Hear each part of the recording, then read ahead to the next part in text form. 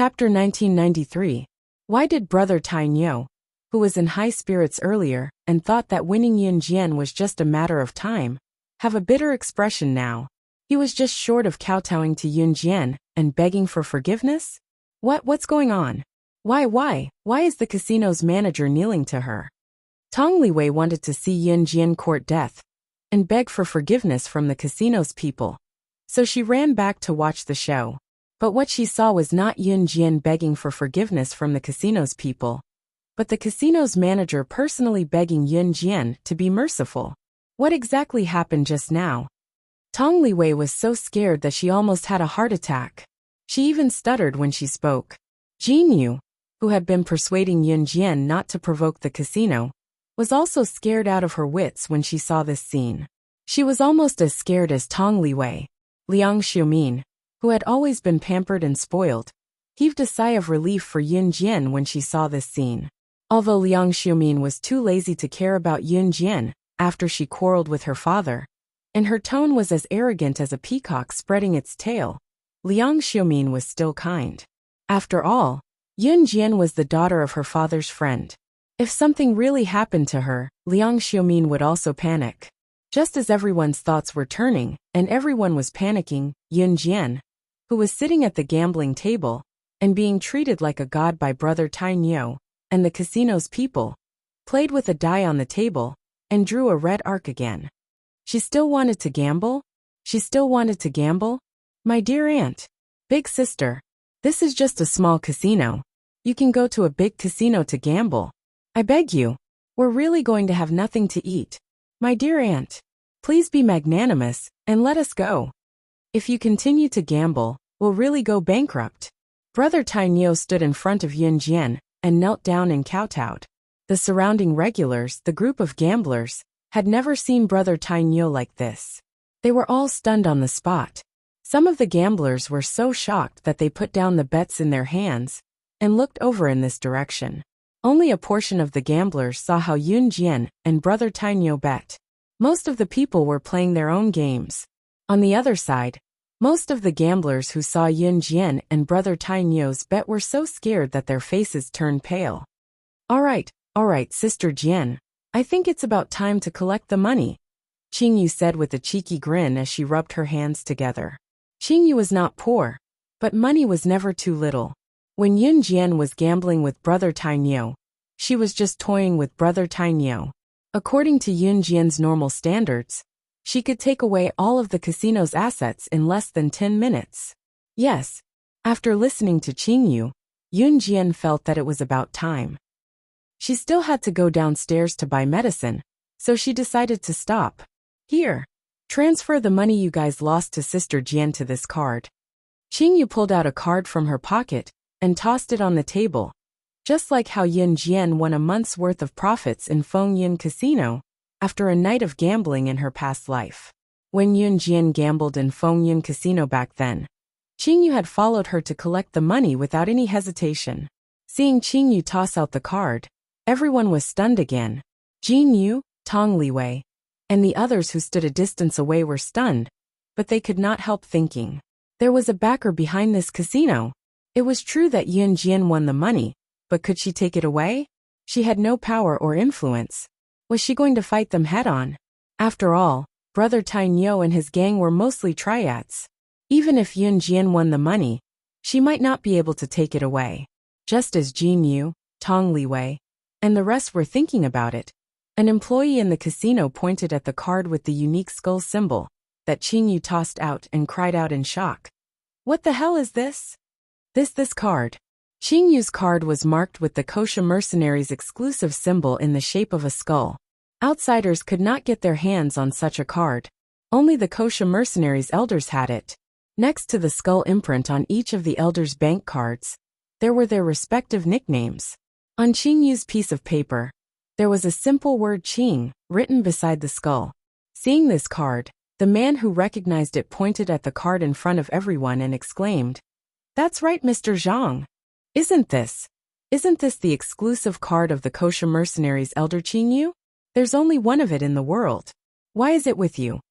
Also, I once heard that in the world's largest casino, Wind Cloud Casino, the woman known as the strongest female gambling god, who won a month's income of $1 billion in one night, used this card to swipe the money from Wind Cloud Casino.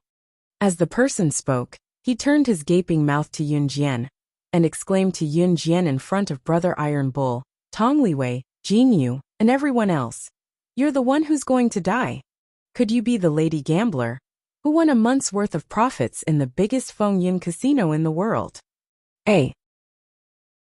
Chapter 1994. In her past life, Yun Jian was the one who gambled crazily that night in Feng Yun Casino, while Qing Yu was the one who collected the money. Therefore, in conclusion, it was Qing Yu who collected the money in Feng Yun Casino, using her personal bank card. How did this man know so much? My big brother works at Feng Yun Casino. It's all because of him that I can work here. The woman who was called the female gambling god by the international bosses back then had a woman by her side. That woman was probably her subordinate, who collected the money for her. That night, she won $1 billion in Feng Yun Casino in one go. The gambling method was ever-changing, and the tactics used in every round were different. She could be called the top gambler in the casino. My big brother saw it with his own eyes. He told me that he went from being unconvinced in the beginning to being completely convinced, and even idolizing the woman.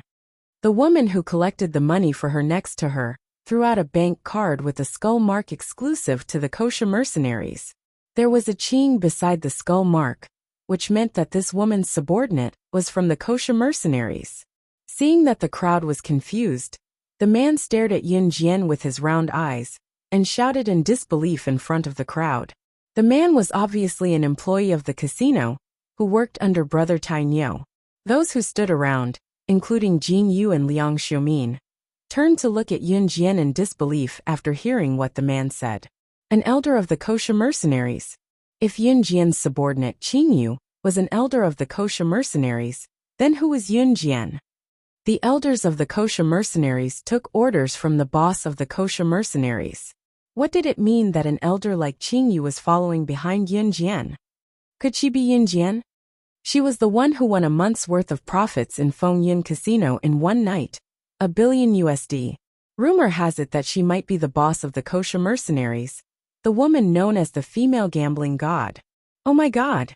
How's that possible? She's just a young girl. Someone exclaimed in disbelief while hugging his head. Feng Yun Casino was the largest casino in the world. Back then, the mysterious woman brought her subordinates to the casino and gambled for a whole night. The news of her winning $1 billion from Feng Yun Casino was spread all over the world, shocking and horrifying countless international bosses and bigwigs. That woman's actions were simply terrifying and frightening. In addition, the woman's subordinate threw out a bank card that belonged to an elder of the kosher mercenaries. It was concluded that the mysterious woman was the boss of the kosher mercenaries. At that time, this incident caused a storm around the world. After all, everyone present often hung out in the casino, so they had long heard of this matter. Now that this matter was brought up again after so many years, everyone present still felt their hearts tighten fiercely. The gamblers in the casino, including the staff, retreated as if they had seen something terrifying, trying to find a place to hide. Tong Liwei and the rest were confused. What was the gambling goddess from Feng Yun Casino? Where was Feng Yun Casino? What was the kosher mercenaries? Jin Yu had heard of them, but Tong Liwei had no idea. Tong Liwei didn't know what this meant, so she asked very naturally, "What do you mean? What about Feng Yun Casino and kosher mercenaries? Why are you so afraid of her after hearing that she's the boss of the kosher mercenaries?" Tong Liwei pointed at Yun Jian as she spoke. Just as Tong Liwei was puzzled, a man from afar looked at Yun Jian in horror. If she's the boss of the kosher mercenaries, then she's slaying God. You don't even know about the kosher mercenaries. Kosher mercenaries is the world's #1 mercenary group. They're on par with the #1 assassin organization, Hun. And slaying God is ranked #1 on the secret agent ranking, the strongest secret agent in history. Being targeted by her is akin to stepping into a coffin. No one can survive slaying God's saber. A.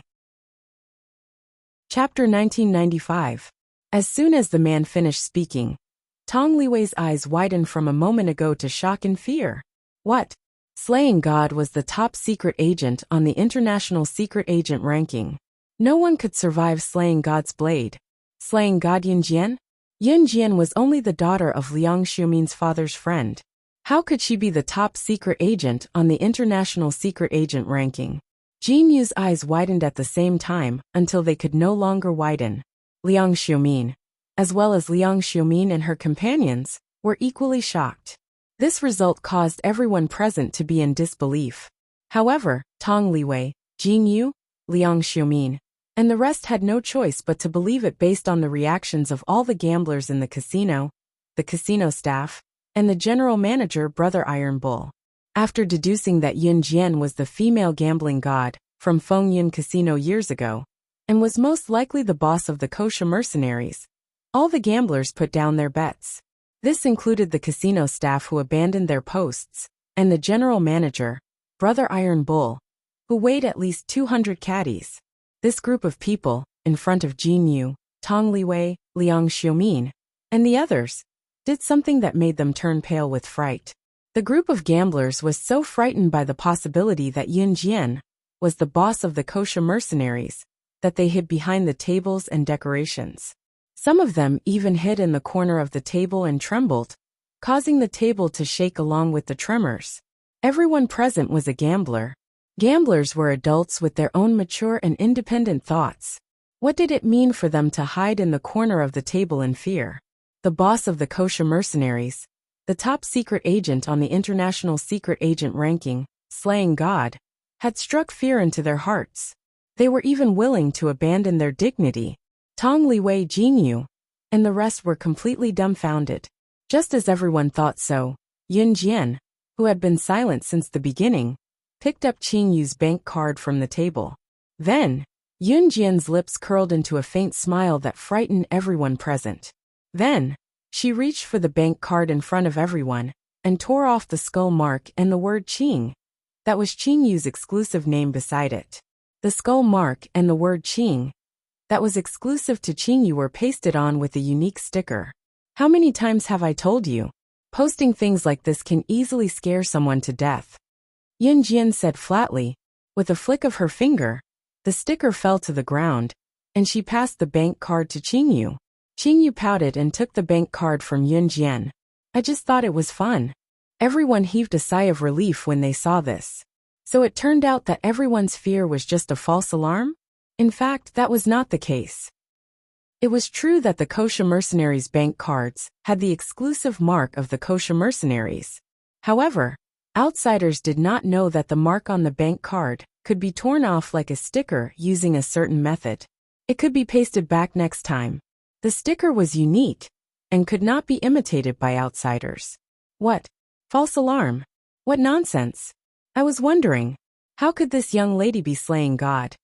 It was only then that everyone in the room came out from the corners of the table, wiping away their cold sweat with a wave of their hands.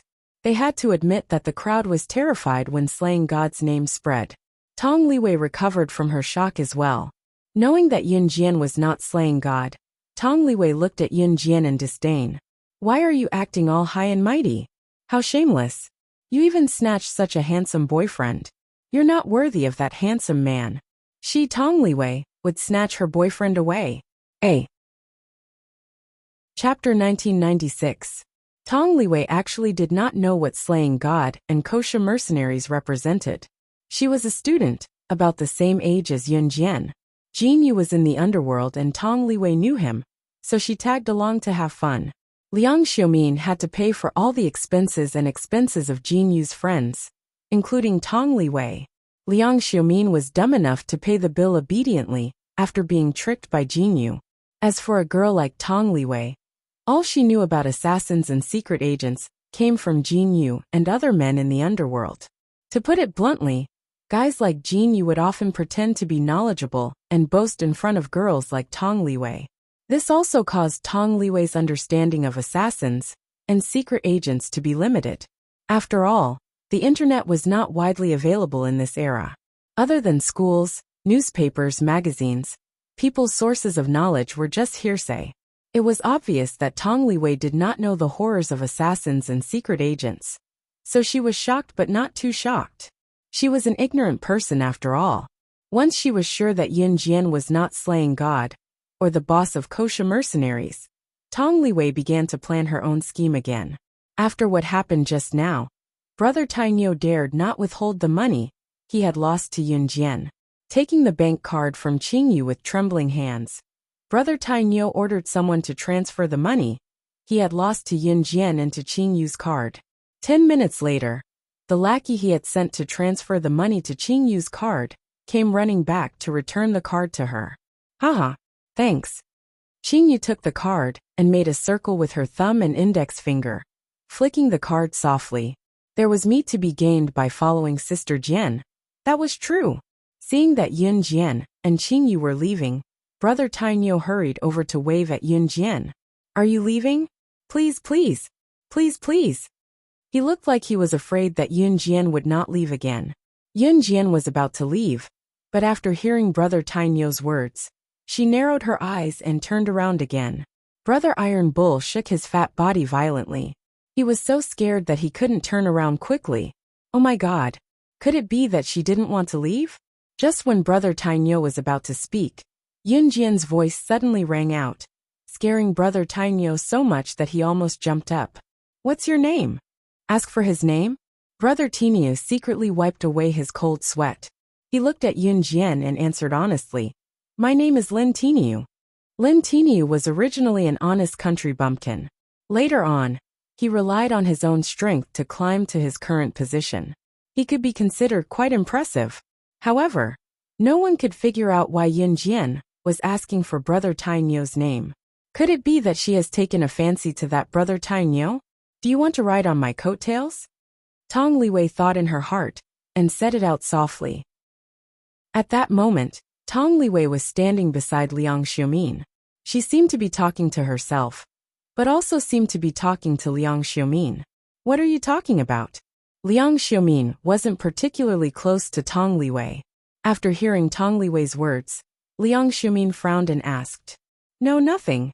Tong Liwei realized that she had said what was on her mind. She quickly shook her head and waved her hands. On the other side, Yun Jian's lips had already curved into a red arc. She glanced at Brother Tainyo in front of everyone and said, Wenzhou City's Qinglong gang? After hearing Yun Jian's words, one of Brother Tainyo's subordinates looked at Yun Jian in shock and exclaimed, How? How did you know that our casino belongs to the Qinglong gang? The casino's backer was the Qinglong gang of Wenzhou City. I know all the gangs in Zhe province. Yun Jian's lips curved into a red arc as she pursed her red lips. Because she was the boss of the #1 gang in Zhe province. The current Falcon Hall was equivalent to the leader of all the gangs in Zhe province. Seeing this from afar, Tong Liwei rolled her eyes and thought to herself, trying to be mysterious again. On the other hand, Jinyu thought that Yun Jian was pretending to know when she didn't. Brother Tainyo blinked. Just as he was about to speak, Yun Jian's words rang out in front of everyone.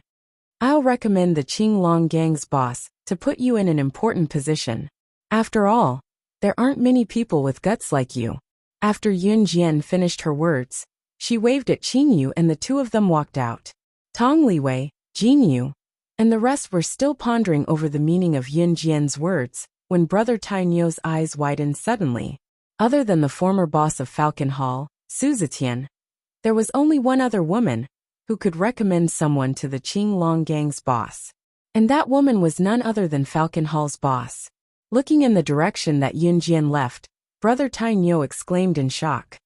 She is. A. Chapter 1997. Brother Tainyo exclaimed again. Tong Liwei, Jinyu, and the others' hearts that had just calmed down were lifted again. Who was she? Who was she? Just because of Yun Jian's nonsensical words just now, she had to prove who she was again? But at this moment, before elder brother Tainyo could say anything, he reached out his hand and covered his mouth before he could cry out in surprise. Who was she? He could not say it. Brother Iron Bull was courageous and insightful, so he naturally understood this. Brother Tainyo had already guessed Yun Jian's identity, but he was not going to say it now. Brother Tainyo, who is she? One of Brother Tainyo's men beside him asked. Brother Tai Nyo removed his hand from his mouth quickly and waved calmly. It's nothing. Go back to your work. She was Falcon Hall's boss.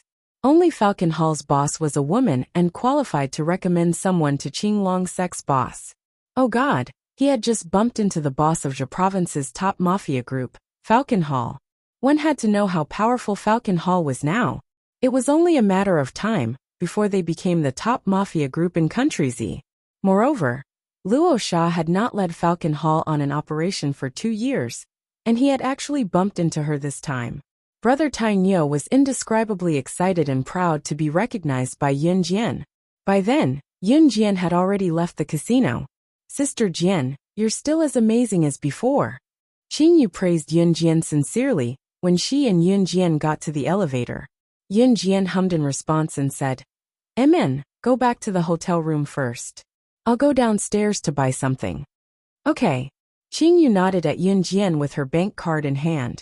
Tong Liwei, who had followed them out of the casino, happened to hear Yun Jian's words. Let's go downstairs to buy some fruits too. It'll quench our thirst. Tong Liwei told Jin Yu and the others after hearing what Yun Jian said. In fact, Tong Liwei wanted to follow them secretly to see what Yun Jian was going to buy. Moving Qing Yu away, was she trying to do something bad? Yun Jian didn't care about Tong Liwei and the others. She turned around and went downstairs. She went straight to the pharmacy near the Oasis Hotel. Tong Liwei also followed Jin Yu and the others into the fruit shop in the opposite direction of the pharmacy. Jin Yu and the others were buying fruits at the fruit store. Tong Liwei made an excuse to go out and happened to see Yun Jian walking into the pharmacy. She narrowed her eyes and sneaked to the entrance of the pharmacy. Looking inside, Tong Liwei saw Yun Jian standing in front of the gynecological medicine. Tong Liwei wondered if Yun Jian had some gynecological disease. Then, she didn't want anyone to know that she had a gynecological disease. So she secretly came to buy medicine alone? Tong Liwei rolled her eyes. She seemed to have caught Yun Jian's weakness and ran to the Oasis Hotel at the speed of a rocket. She finally caught Yun Jian's weakness.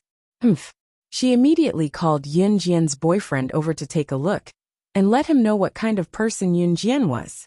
At the same time, Yun Jian was standing in front of the gynecological medicine in the pharmacy. She did not know that she was standing at the wrong counter. Hello, may I know what you need? The female doctor in the pharmacy asked Yun Jian very politely. Contraceptive. Yun Jian had just uttered these 2 words. The female doctor had already understood what Yun Jian wanted. The hotel was right next door, and there were many men and women who had lost control of their bowels.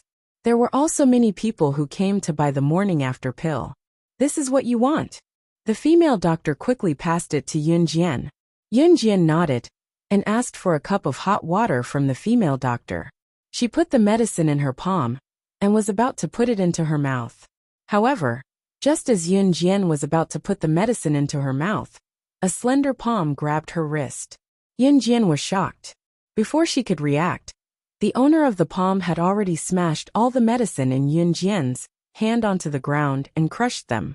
The medicine and the box were smashed to pieces in front of the female doctor. Yun Jian was shocked. She raised her head and clearly saw Si Yi's handsome and flawless face. His eyebrows were tightly knitted.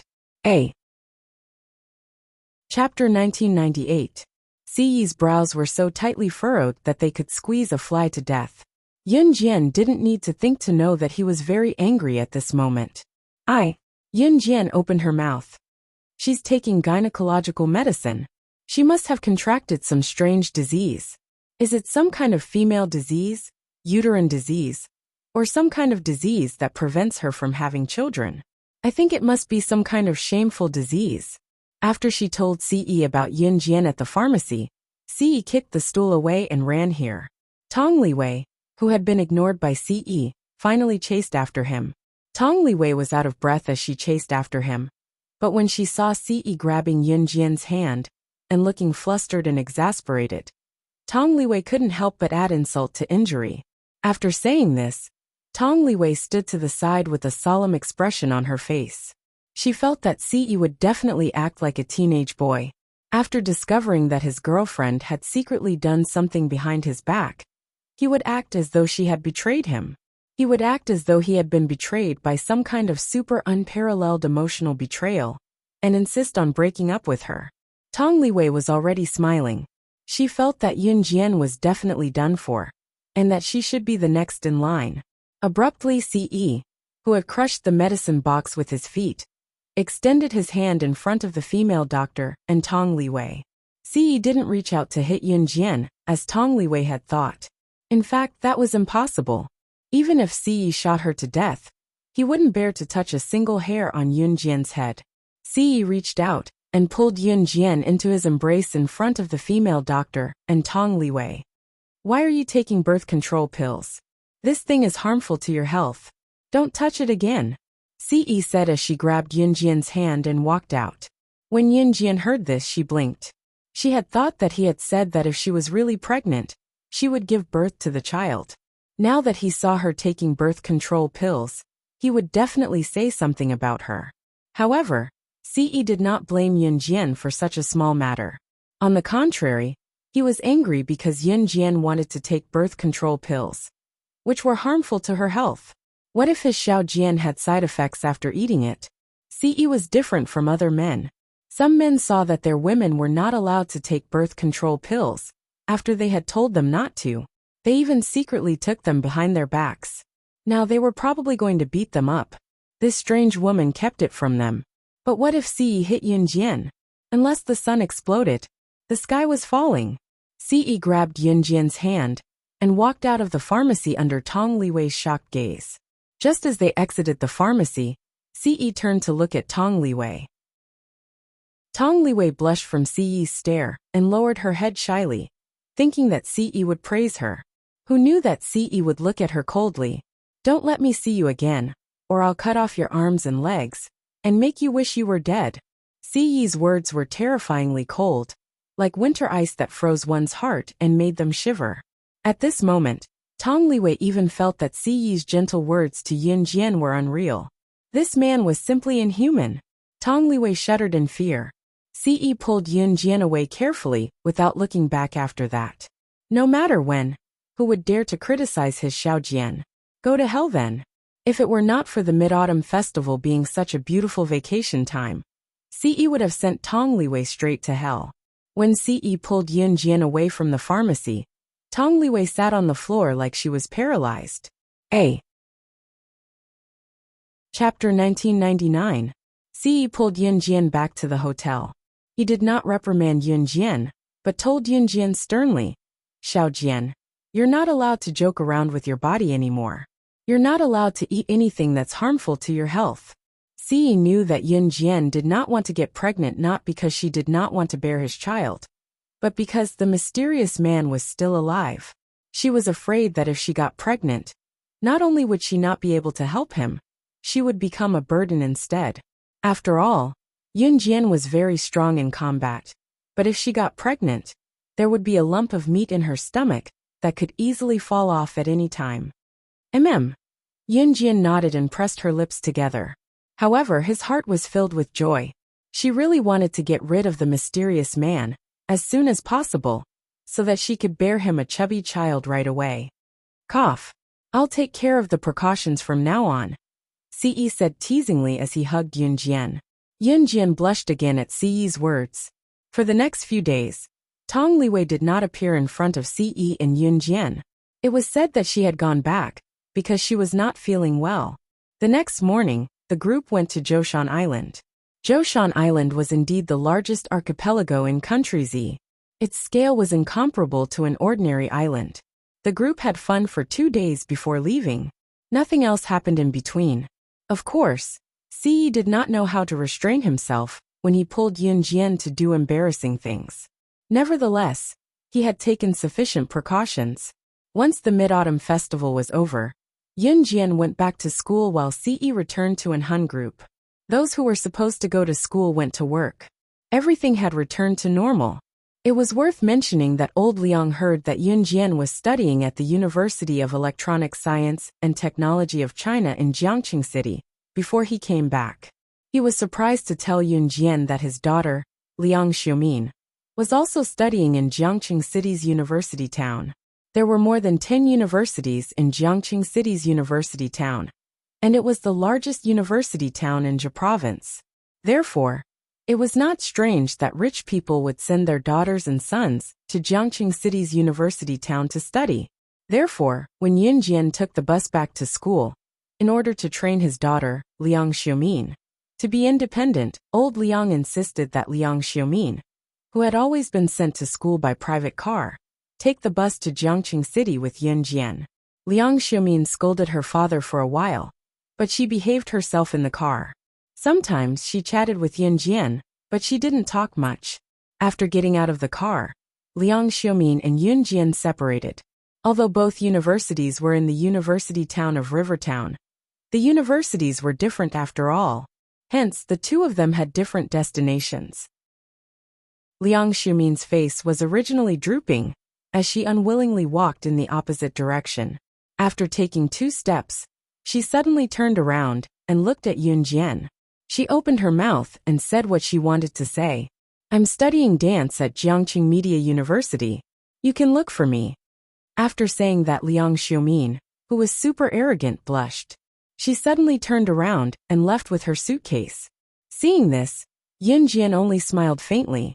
Yun Jian didn't go back to school immediately. Instead, she went to the hotel where Fox was staying. After a few days of rest, Fox's injuries had recovered a lot. Yun Jian walked into the hotel directly. "Chairman." Fox saw Yun Jian and wanted to stand up. "Just lie down. Did something happen in the company?" Yun Jian asked softly. "The CEO asked me to look for you." 3 months later, the CEO plans to hold a banquet for the CEOs of global multinational companies to get to know each other. The leaders of many assassin organizations will also be invited. Reverse Emperor might also send people over. The CEO heard that you are back, but he couldn't contact you. So he asked me to ask if you want to attend the banquet. Fox said. It was on his way to look for Yun Jian that Fox was suddenly attacked by Reverse Emperor's men.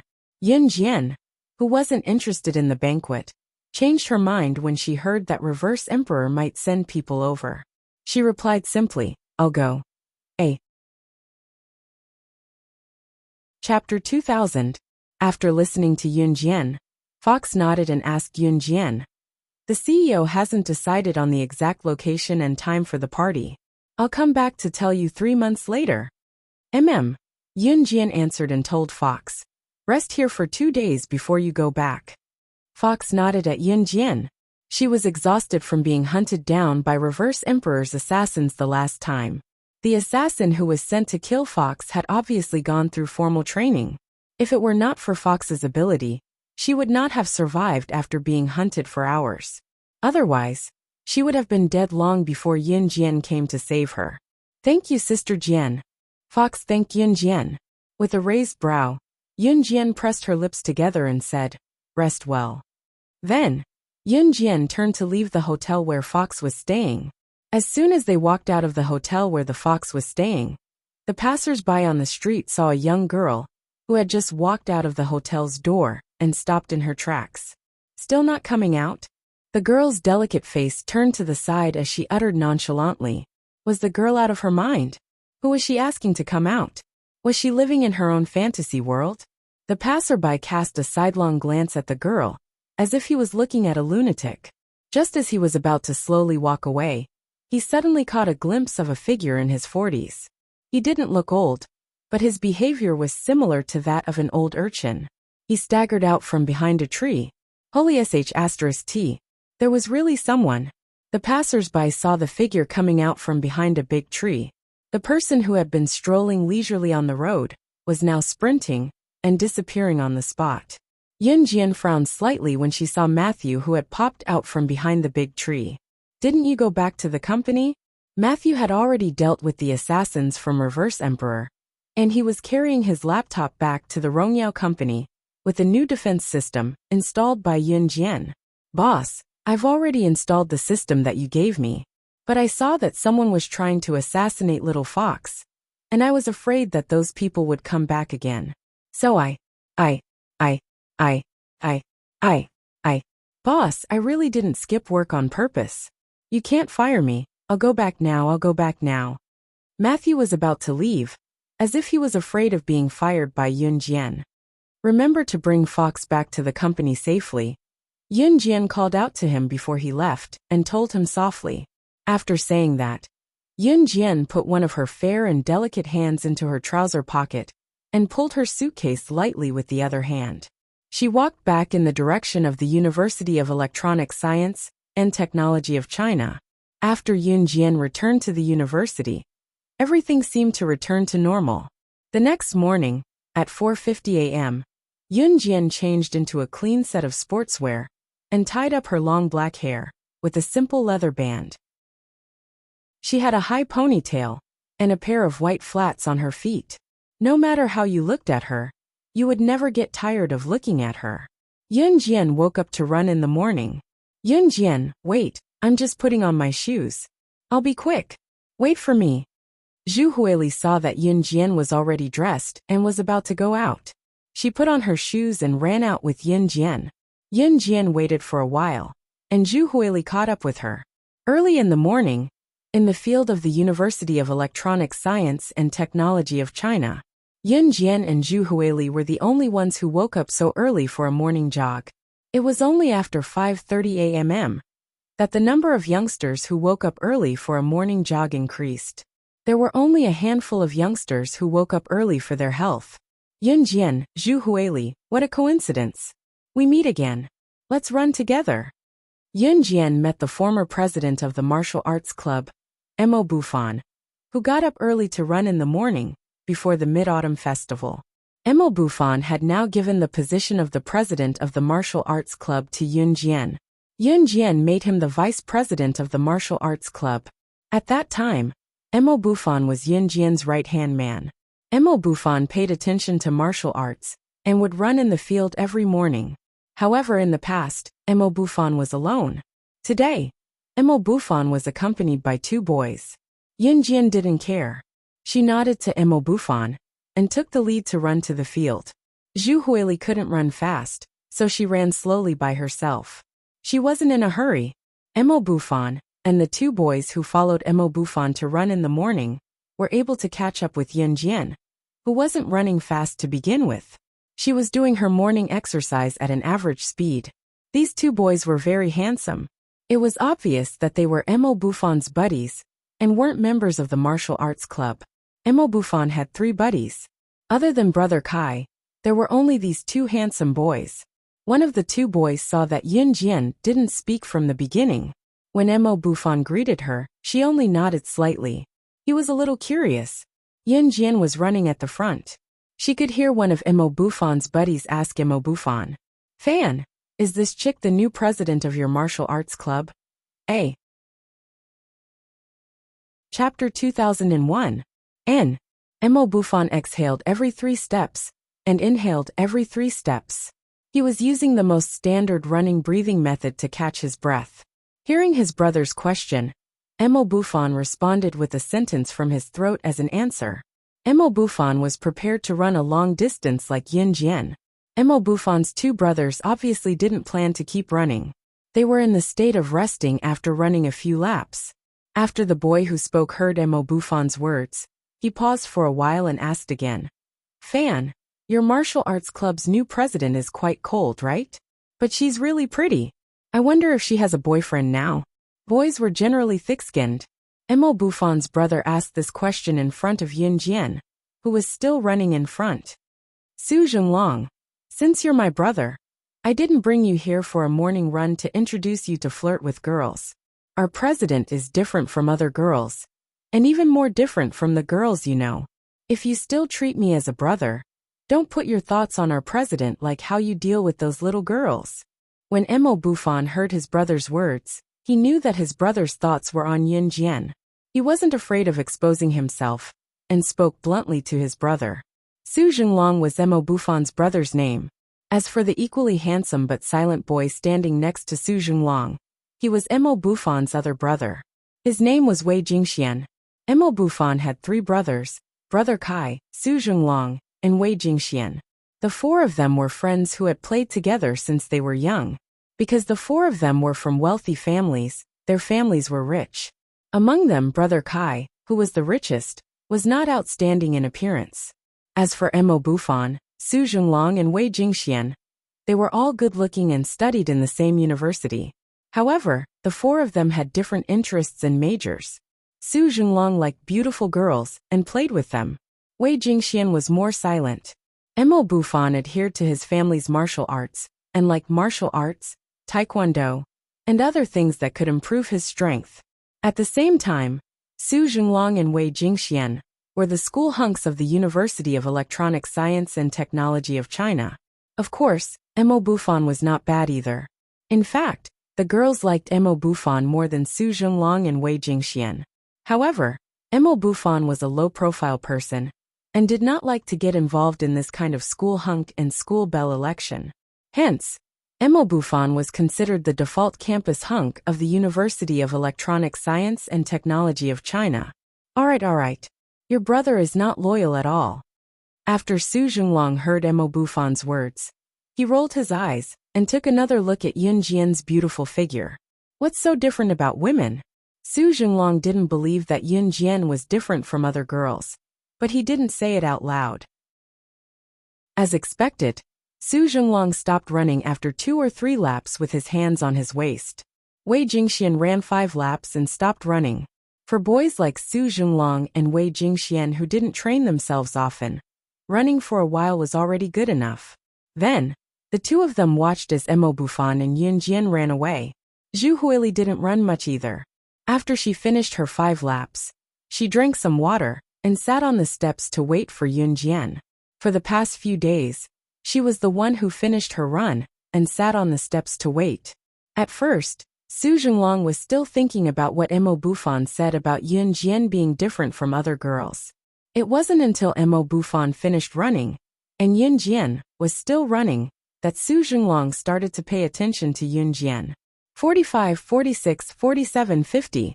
F***CK. Are you kidding me? She ran 50 laps. 50 laps. A girl actually ran 50 laps so early in the morning. She can't be from the military, right? So fierce. When Yun Jian stopped and returned to her original spot, Su Junlong's eyes were already wide open. He was so scared that his soul almost left his body. 50 laps. The big field here was a 400-meter lap, and Yun Jian ran 20 kilometers. This distance was about the same as the morning exercise of the special forces in the military, right? And the time spent was only slightly more than an hour. This girl was too different from other girls. Su Junlong was already dumbfounded, and Wei Jingxian was also stunned. Chapter 2002. A normal person would be paralyzed on the ground after jogging for 3 kilometers. After Yun Jian finished running, she took the bottle of water from Zhu Huili, opened the cap, and drank the water in the bottle. After drinking, Yun Jian didn't gasp for breath. Her chest only moved slightly, and she didn't look like she was going to fall to the ground. Both Su Junlong and Wei Jingxian were completely dumbfounded. At this moment, after hearing Su Junlong say that Yun Jian wasn't from the military, Zhu Huili, who handed the water to Yun Jian, turned his head and glanced at Su Junlong. He couldn't help but say what he knew. How do you know that Yun Jian is from the military? She studied in the military school when she was in high school. As he said that, Zhu Huili felt a sense of pride for Yun Jian. F***CK. She's really from the military? Su Junlong was just talking nonsense. Now that he heard Zhu Huili's words, Su Junlong was stunned. Su Junlong was just sighing, but he never thought that Yun Jian was really from the military. Let's go to the club. Yun Jian took the jacket that she had just taken off from Zhu Huili and led the way to the martial arts club. Mo Bufan was also slightly stunned when he heard Zhu Huili's words. Yun Jian actually studied in the military school in high school. It was no wonder that she was so unpredictable. Hey, wait, little girl. You really studied in the military school in high school? Tell me, is the military school fun? Is there any difference between the students in the military school and us who studied in ordinary high schools? I've always fantasized about going to the military school myself. Then I'll be an outstanding soldier. So great, so powerful. Wait. Quick, tell me if your strength in the military academy is at the bottom or what? Su Junlong suddenly became interested. He chased after Yun Jian for a long distance and asked many questions. Was he tired? After a while, Yun Jian and the others arrived at the fixed place of the martial arts club. Every club in the university had its own fixed location. If a president wanted to open a club, he had to have a fixed and confirmed location where the members could maintain their interests together. Therefore, sometimes, if one wanted to set up a club without the school's subsidies, it would take a lot of money to maintain a club. Emo Buffon's family was rich, and he loved martial arts. Originally, the martial arts club did not have a venue, so Emo Buffon paid for a venue that could be used to practice martial arts. There were all kinds of martial arts practice facilities inside. The venue was not within the university. Therefore, Yun Jian and the others left the university and went to the martial arts club. At this time, it was already close to 7 in the morning. The university students had no classes in the morning and were generally lazy to sleep. However, Emo Buffon requested for the members of the martial arts club to gather at the martial arts club at 6:30 every day. Therefore, no matter how sleepy they were, the members of the martial arts club had already gathered at the martial arts club's training ground. Zhu Huili did not come with them. She had an early class in the morning and had already returned to her dormitory. Before she left, she greeted Yun Jian. At this time, Yun Jian had already taken the lead and walked into the martial arts club's venue. However, what entered her eyes was a mess on the ground. Many things had been overturned. The garbage in the trash cans had been dumped on the ground, and some benches and chairs had been overturned.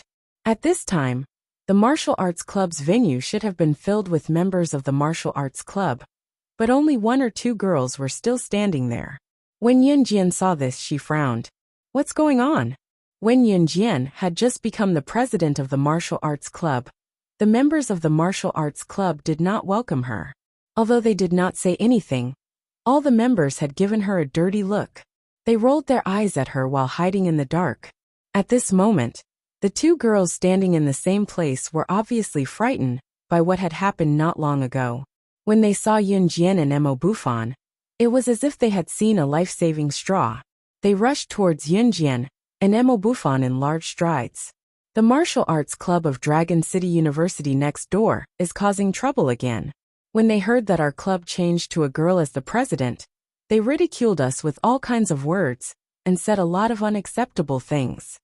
Just now, Zhou Huntao quarreled with the people of Dragon City University's martial arts club. The people of Dragon City University's martial arts club began to overturn our tables and chairs. They even injured Zhou Huntao.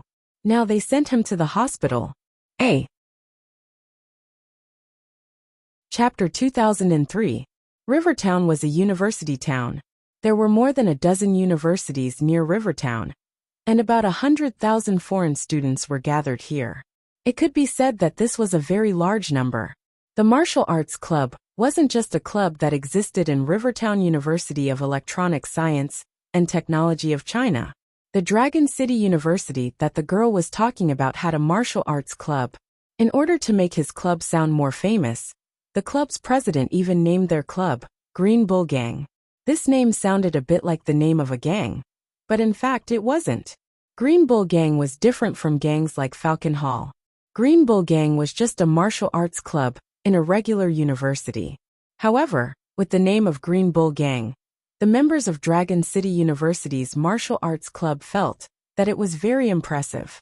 Green Bull Gang and Emo Buffon's martial arts club had been mortal enemies since last year and the year before. To put it bluntly, it was either you die or I die. Green Bull Gang had been quiet for 2 days, but they didn't expect that in just a few days, the president of Green Bull Gang heard that Emo Buffon's martial arts club had a new president and couldn't sit still anymore. Coincidentally, Emo Buffon and Yun Jian weren't in the martial arts club. Zhou Huntao's personality was quite fierce, so he had a conflict with Green Bull Gang and was sent to the hospital. Outside the hospital's emergency room, Zhou Huntao's head was injured and he had a slight concussion. He had been sent to the ward and needed to be hospitalized for recuperation. *CK those bastards from Green Bull Gang. They really think they're green bulls. I can't take it anymore. I must take revenge for Hun Tao. Some boys were so angry that they wanted to rush to Green Bull Gang's territory alone. Wait! Yun Jian, who was standing in front of the martial arts club members, stopped the boy. At this moment, the members of the martial arts society were all angry. They were even prepared to fight to the death with the Green Bull Gang. After hearing Yun Jian's words, the boy frowned and said bluntly to Yun Jian, I didn't agree with you being the president. Now that Hun Tao is like this, don't you want me to take revenge on Green Bull Gang? A woman like you is really not suitable to be a member of our martial arts club. Before the boy could finish, Yun Jian asked coldly, Where is the Green Ox Gang? By the time the boy came back to his senses, the members of the martial arts club had already followed Yun Jian to the territory of the Green Bull Gang. It's here. Motherf ***, the Green Ox Gang must be hiding somewhere. I'll go knock on the door. Of course the boy was angry. Just as he was about to angrily walk over and knock on the locked door of the Green Ox Gang, Yun Jian strode forward and stretched out her long legs in front of the door. With one kick, the locked iron door was kicked away in front of everyone. I'll go. Seeing Yun Jian kick the locked iron door away, Mo Bufon's brothers Su Jinglong and Wei Jingxian, and the members of the martial arts club all gasped in shock.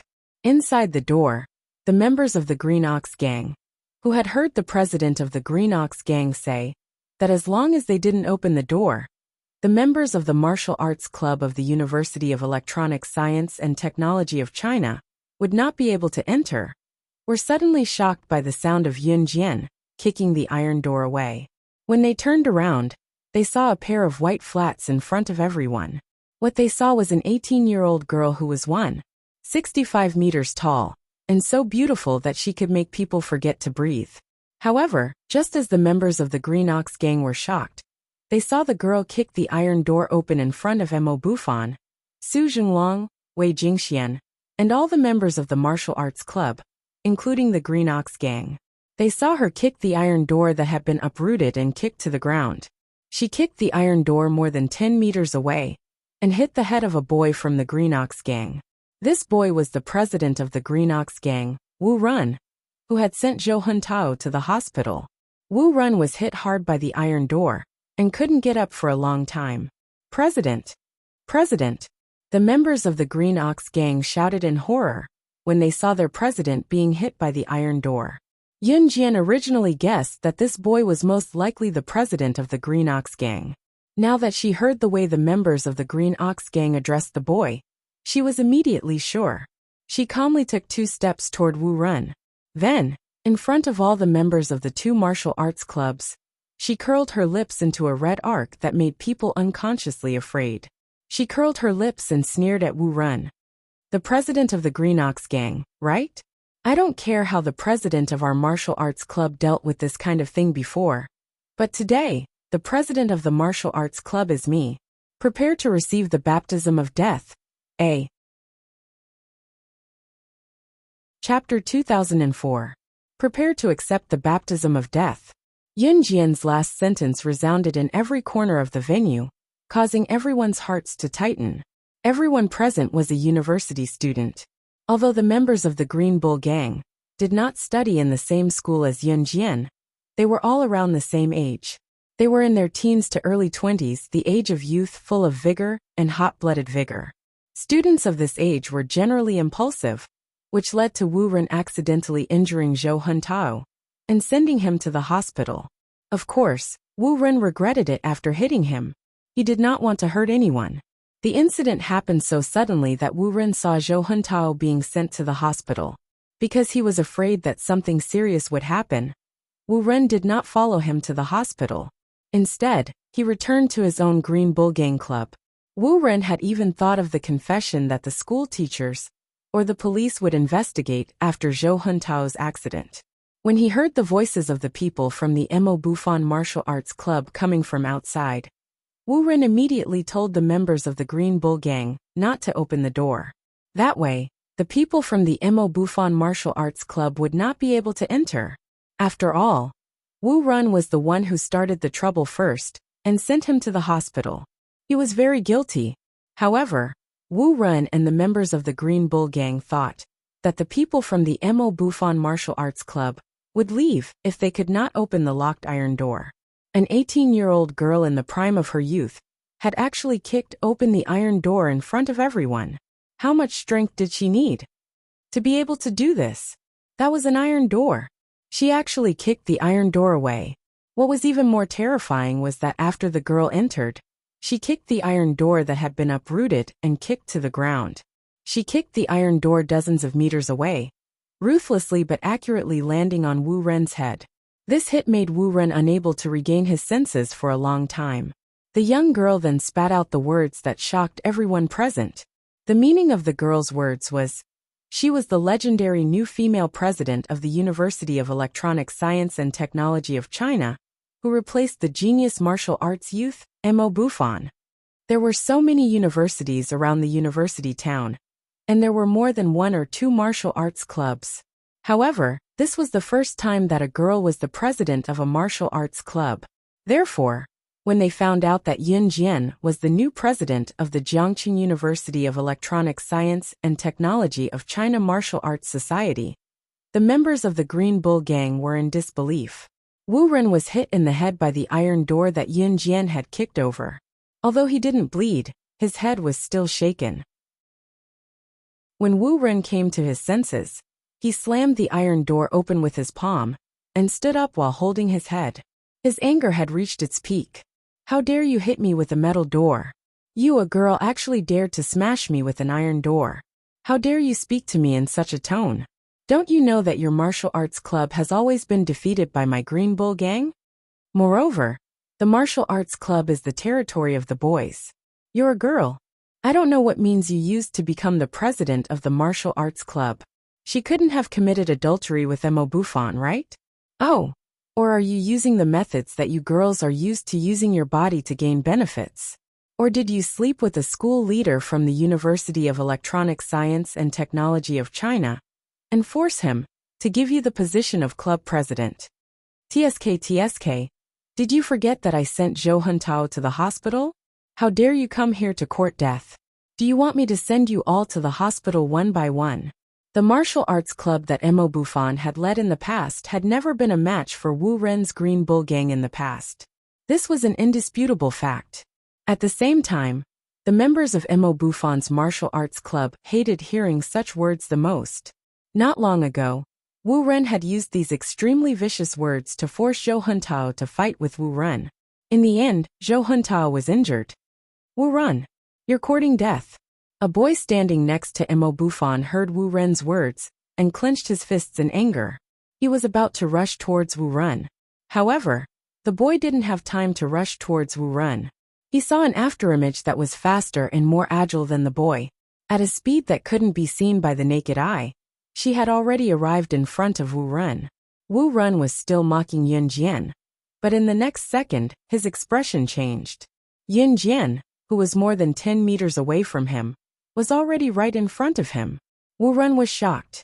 He reached out his hand and wanted to fight back. However, Yun Jian suddenly grabbed the air, and a butterfly knife appeared in her hand. Then, a dazzling knife light flashed past. Everyone saw that after Yun Jian cut Wu Ren a few times with the butterfly knife, Wu Ren reached out to snatch the butterfly knife from her hand. Yun Jian was as calm as ever. She dodged to the left in front of everyone. At the same time, she kicked Wu Ren's back to the ground. Then, she kicked Wu Ren like a rubber ball and sent him flying in front of the Green Bull Gang members. Yun Jian only used 5 seconds to do this series of actions. At that moment, a scene that left everyone dumbfounded happened. Wu Ren, who was kicked in front of the Green Bull Gang members, had his clothes pieced together like rags. At the same time, they were torn apart. Other than his underwear, the rest of Wu Ren's clothes were torn apart like a rag. Her few slashes just now, that seemingly weak saber technique, had directly cut through Wu Ren's clothes. That knife was as fast as numbness. If she had used a little more strength, it wouldn't have been Wu Ren's clothes that were torn apart. The people present didn't dare to think about it anymore. At that time, everyone, including the Green Bull Gang members, Mo Bufan, and Mo Bufan's brothers, Su Zhenglong and Wei Jingxian, were all in a daze. However, at that moment, Yun Jian put away her knife. In the next second, they heard her cold voice again. Unlike before, Yun Jian's voice made people tremble in fear for no reason. She said to everyone in the Green Bull gang, "In the past, the martial arts club lost to you because they were useless. I have nothing to say. Now that the martial arts club is in my hands, let me tell you, no matter how powerful the Green Bull gang was in the past, I, Yun Jian, can send you to hell." A. Chapter 2005. No matter how powerful the Green Bull gang was, as long as the Martial Arts Club of the University of Electronic Science and Technology of China had Yun Jian, the Green Bull gang would only be an insignificant stumbling block. Yun Jian's words resounded throughout the entire venue. When the members of the Green Bull gang heard this, their hearts twitched fiercely. When Mo Bufan and the other members of the Martial Arts Club heard this, they felt a sense of pride that came from nowhere. It had to be said that when Mo Bufan overshadowed Zhang Zhen and transferred the Martial Arts Club to Yun Jian, the members of the Martial Arts Club were very dissatisfied. She was a woman. Could she really lead the Martial Arts Club? Everyone in the club was very against it. Even Zhou Huntao, who had seen Yun Jian's skills and asked Mo Bufan to invite Yun Jian to join their martial arts club, was a little doubtful and worried. But at this moment, after hearing Yun Jian's words and Yun Jian's way of venting her anger, what she did just now was even more ruthless than directly sending Wu Ren to the hospital.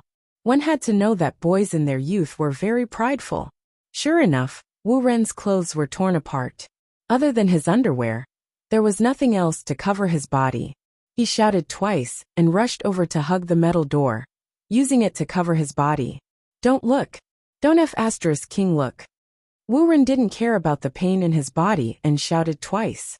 At that time, Wu Ren's legs were bent inwards, and he stood like a shy woman. Compared to the arrogant and despotic Wu Ren in the past, it was like heaven and earth. Ha ha ha. Ha ha ha. Wu Ren, did you King hear that? Our president said that no matter how powerful your Green Bull gang was in the past, if you dare to show off in front of us again, we'll send your Green Bull gang to hell. The boy who had impulsively told Yun Jian that a woman like her wasn't suitable to be the president of their martial arts club at the hospital's emergency room earlier, held his stomach and laughed loudly at Wu Ren. "That's right. Wu Ren, weren't you very cocky in the past? The next time you see us, take your Green Bull gang and scram. If we don't teach you a lesson, you'll really think you're a cow? How awesome do you think you are? President good. Long live the president. Good president.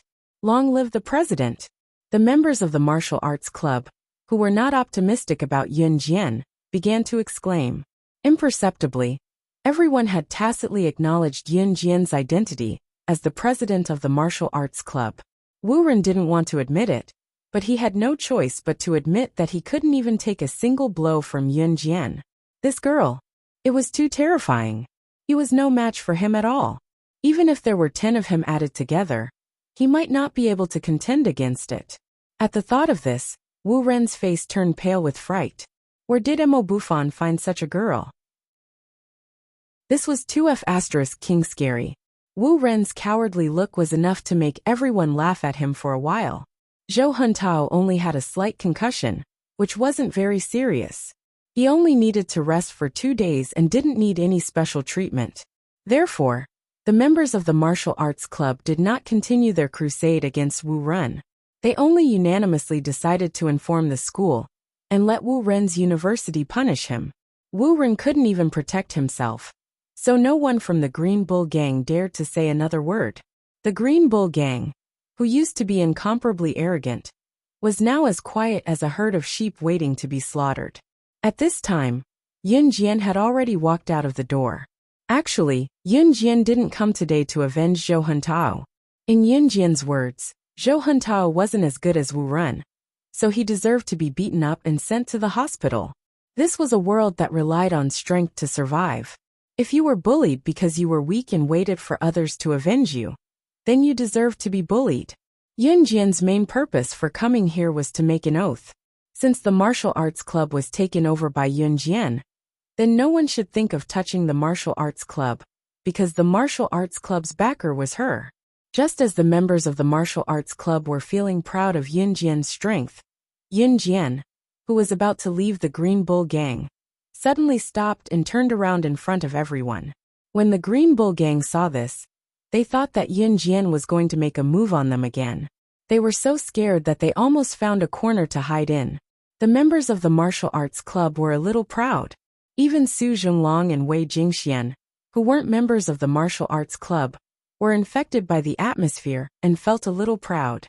At this time, Yun Jian cast a sidelong glance at all the members of the martial arts club in front of everyone. She said with a cold face, not allowing anyone to refute her, "Tomorrow at 4:50 a.m., gather at the school field. From tomorrow onwards, everyone will receive training. I'll make it clear in advance that there are no useless people in the martial arts club. If you can't take it, then leave now." Chapter 2006. Yun Jian was very ruthless. She was ruthless to herself and to others. She would be ruthless when she should be ruthless and cripple when she should be crippled. She would not stay for a second longer than necessary. It was even more impossible for her to persuade those who wanted to leave to stay. Those who were willing would stay, and those who were unwilling would leave on their own. This was Yun Jian's principle. Yun Jian hated people who quit midway the most. If you wanted to do something, you had to do it from the beginning to the end. If you chose to leave midway, she would rather that the other party had never chosen to persist. The overall strength of the Wushu Club was too weak, and there were only a few powerful members. Therefore, when Wu Run and the others bullied Zhou Huntao, he would only end up in the hospital. Since the Wushu Club was now in her hands, she would never allow such a thing to happen. Therefore, Yun Jian planned to train the members of the Wushu Club. Of course, Yun Jian had already made it very clear that those who could not accept it would leave immediately. Do not cower midway. Those who cowered midway were more disgusting to Yun Jian than those who quit from the beginning. When Emo Bufan heard Yun Jian's words, he knew that Yun Jian was going to help him improve the strength of the Wushu Club. Emo Bufan was delighted. Before the members of the Wushu Club could react, he shouted in front of everyone, "We pledge our lives to follow the new president." When Emo Bufan shouted, the members of the Wushu Club immediately reacted. "We pledge our lives to follow the new president. We pledge our lives to follow the new president." At this moment, the members of the Wushu Club shouted together with Emo Bufan. For a moment, the shouts resounded through the entire venue. After witnessing Yun Jian's skills and seeing the arrogant and despotic Wu Ren cowering like a turtle, everyone present had a moment of desire. They also wanted to become stronger. None of the members of the Wushu Club retreated. Even the girls who joined the Wushu Club initially to get close to Emo Bufan now wanted to become stronger like Yun Jian. Of course, the person standing here at this moment was not the senior, who had a grudge with Yun Jian, at the entrance of the cafeteria. Kai Huiling. Kai Huiling had lost all her face. She had been on leave for a few days and hadn't come to school. Now all the members of the martial arts club regarded Yun Jian as their role model. Seeing this, Yun Jian curled her lips slightly. She showed the side of her beautiful body to the crowd, and her lips curled up again. She left behind a sentence that shocked everyone present. "See you tomorrow at 4:50 a.m. on the sports field." After saying that, Yun Jian turned sideways and left first. Even after Yun Jian left, Su Zhonglong, who was deeply attracted to Yun Jian, still looked at the place where Yun Jian disappeared in shock and sighed. "Oh my God." As expected of someone who had studied in the military academy in high school, he was 2F** King Awesome. This aura. Don't be too strong. Su Zhonglong's words were full of admiration. His words shocked everyone in the martial arts society, Wu Run, and the Green Bull gang. What? Did she go to a military school in high school? For a girl like her to be able to enter a military school for boys, she's really amazing. No wonder he is so strong. Everyone was talking about it. However, at that time, the members of the martial arts society and the Green Bull gang did not know one thing. Not only did Yun Jian study in a military school, she was also the top student in Min City's military school. Team Monarch / God herself. Zhu Huili's morning class was also considered a morning class for the club, so she left early. Zhu Huili liked to draw, so she joined the art club before Yun Jian joined the martial arts society.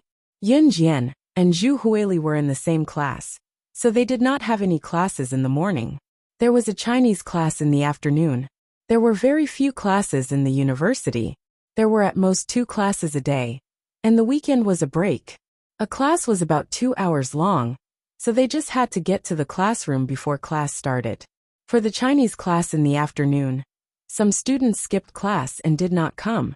Yun Jian and Zhu Huili came to class on time and ended class on time. The class started at 1:30 in the afternoon and ended at 3:30. Yun Jian and Zhu Huili stood up and were about to return to their dormitory when they were stopped by their class monitor. Rather than being stopped, it was more accurate to say that the entire class was stopped by the class monitor. The class monitor in the university usually left everything to the class monitor and rarely came to the classroom. The number of times a student could see the class monitor in a semester could be counted on one hand. Students would usually look for the class monitor if they needed help. The class monitor of Yun Jian's freshman computer science class 13 was a tall and skinny boy with average looks. The boy held a statistics sheet in his hand. After calling out to the class, he announced his plan.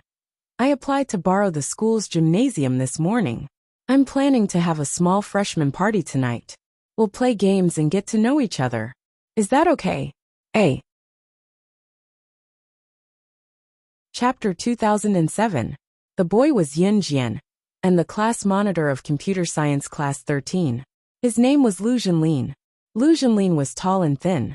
His looks were average, but he was not ugly. After looking at him for a long time, one would not be disgusted. The University of Electronic Science and Technology of China focused on computer science, but there were other majors to choose from. However, most of the students who came to the University of Electronic Science and Technology of China chose computer science. Therefore, the number of applicants for computer science was off the charts. Therefore, there were many computer science classes in each grade. Yun Jian happened to be in computer science class 13. Class activities in the university were managed and organized by the class monitor and the class committee. At this time, some girls in the class were eager to join in after hearing the class monitor, Lu Zhenlin. New student fellowship party? Class monitor, can we bring our friends from other classes to join in? It's so boring if it's just our class. That's right. My boyfriend is a student from the school next door. It'll be great if we can all join in the new student fellowship party. Yes, class monitor, you can make the decision. When Lu Zhenlin heard this, he acquiesced. At 5:30 p.m., the students in our class will come over after dinner. Organize the scene.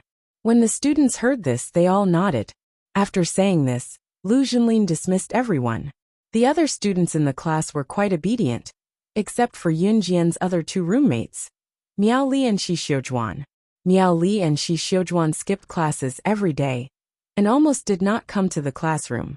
University was different from junior high and high school. University teachers did not remember people. They only cared about their attendance and would leave after class. Miao Li and Shi Xiujuan would ask someone to help them announce their attendance every day. Naturally, the teachers would not notice. At 5:30 p.m., Yun Jian and Zhu Huili came to the school gymnasium on time. At this time, there were a few tables in the gymnasium. As the class monitor, Lu Zhenlin was organizing the students to blow up balloons. When he saw Yun Jian and Zhu Huili coming over, he asked Yun Jian and Zhu Huili to help. Phew, huff. Zhu Huili's lung capacity was big, so he could blow one in one breath. Yun Jian also bragged a few times. At 6 o'clock in the evening, the freshman computer class 13's freshman fellowship party officially began. Other than the students in the same class, nearly half of the students were from other classes or other schools. Actually, the new student association was just for everyone to get to know each other and play games together. That was all. Ah, look, the campus beau of Dongfang University. He was too handsome. He's even more handsome than the most popular guy in our school. That's Song Yu. School hunk song. Why is campus hunk song here? Ah, I'm really going to die from how handsome he is. Don't say that. He's definitely here to look for our class belle, Missouri Lianhua. We can forget about it. In the class, only Emma Lianhua knows the campus hunk song. The surrounding girls immediately started discussing among themselves. Yun Jian had entered the school more than 10 days late. With the addition of military training, she entered the school more than 20 days later than the other students. The prettiest girl in the class was a girl named Emma Lianhua. At this moment, Emma Lianhua was being praised by everyone around her. She covered her face and pretended to be embarrassed. However, at this moment, another girl's voice sounded. Hey, don't say that. I used to think that Emma Lianhua was the prettiest girl in our class. However, compared to the girl who entered the school later, she's not even on the same level. If you didn't mention it, I would have forgotten. That's really the case. Someone immediately responded. For a moment, all the public opinion turned to Yun Jian's side. Emma Lianhua, who was pretending to be shy, froze when she heard what the surrounding people said. Yun Jian stood in the corner and blinked slightly. At this moment, Song Yu, who was known as the campus hunk of Dongfang University next door, had already walked through the gate. Song Yu looked around and walked toward Emma Lianhua. Ah, campus hunk Song is really walking toward Emma Lianhua. Emma Lianhua is so lucky. I'm so envious. The surrounding girls screamed again. At this moment, Yun Jian was sitting in the corner, resting with her eyes closed. However, just as Song Yu was about to reach Emma Lianhua, he stopped in his tracks and suddenly asked, By the way, I heard that there's a girl named Yun Jian in your class. Who is she? Upon hearing that Song Yu actually asked a question, the girls who knew pointed at Yun Jian and rushed to answer. She. That's her. Yun Jian, who was suddenly called, frowned slightly and opened her eyes. Song Yu was already looking at Yun Jian. When he saw Yun Jian's appearance, Song Yu was shocked. So beautiful. In the afternoon, when he heard that the Martial Arts Club of Jiangqing University of Electronic Science and Technology of China had a new girl as the president, and that the girl even beat up the president of the Green Bull Gang, Song Yu thought that the girl would be burly and stocky. However, he never expected that the girl would be so beautiful. Song Yu was fascinated. He stared at Yun Jian and couldn't take his eyes off her. Emma Lianhua originally thought that Song Yu would walk toward her, but his attention was attracted by Yun Jian. She instantly felt that Yun Jian had stolen her limelight. She clenched her fists. At this moment, a small follower beside Emma Lianhua saw that Emma Lianhua was unhappy. In order to please Emma Lianhua, she suddenly stood up and pointed at Yun Jian. Oh, so her name is Yun Jian. Last week, I saw her get into a man's car. That car was an expensive Lamborghini. I didn't see the man clearly, but I guess he's quite old. Because her clothes didn't match that sports car. I took a second look. That man seemed to be touching her in the car. A. Chapter 2008. Song Yu was the school hunk of Dongfang University next door. His position in the hearts of the girls of Dongfang University was no worse than Mo Bufan at the University of Electronic Science and Technology of China. Song Yu had also suddenly heard this afternoon that Mo Bufan's position as the president of the Martial Arts Club at the University of Electronic Science and Technology of China had been taken away by a girl. Young men and women in university had a lot of free time because they didn't have much to do in university. They relied on self-study and self-study. Therefore, even the slightest movement of the grass in the wind could be spread out like a rocket. Mo Bufan was the default school hunk of the University of Electronic Science and Technology of China. His martial arts club was his symbol. Now, Mo Bufan had actually given up his martial arts club to someone else, and the other party was a girl. This matter had not only spread throughout the University of Electronic Science and Technology of China, but even the students of the surrounding universities had also heard the news. This morning, the news of Yun Jian bringing people from the martial arts club to the Green Bull Gang's territory and beating up the gang's president, Wu Ren, had spread. Even more so, a huge wave was swept up. Song Yu's connections extended in all directions. This matter had long been heard of. Today, Emma Lianhua had invited Song Yu to attend her freshman computer class 13's freshman fellowship party. Song Yu had originally wanted to walk towards Emma Lianhua when he entered the gymnasium. However, he suddenly remembered that the famous new president of the martial arts club, the girl named Yun Jian, was also in freshman computer class 13. Therefore, out of curiosity he asked. He had thought that Yun Jian was fat and strong, but Song Yu had never expected her to be so beautiful. Emma Lianhua had been the school's campus belle since junior high school.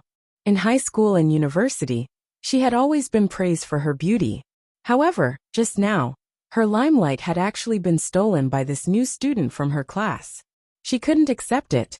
Emma Lianhua was about to speak when the little follower standing next to Emma Lianhua said those words in order to please Emma Lianhua.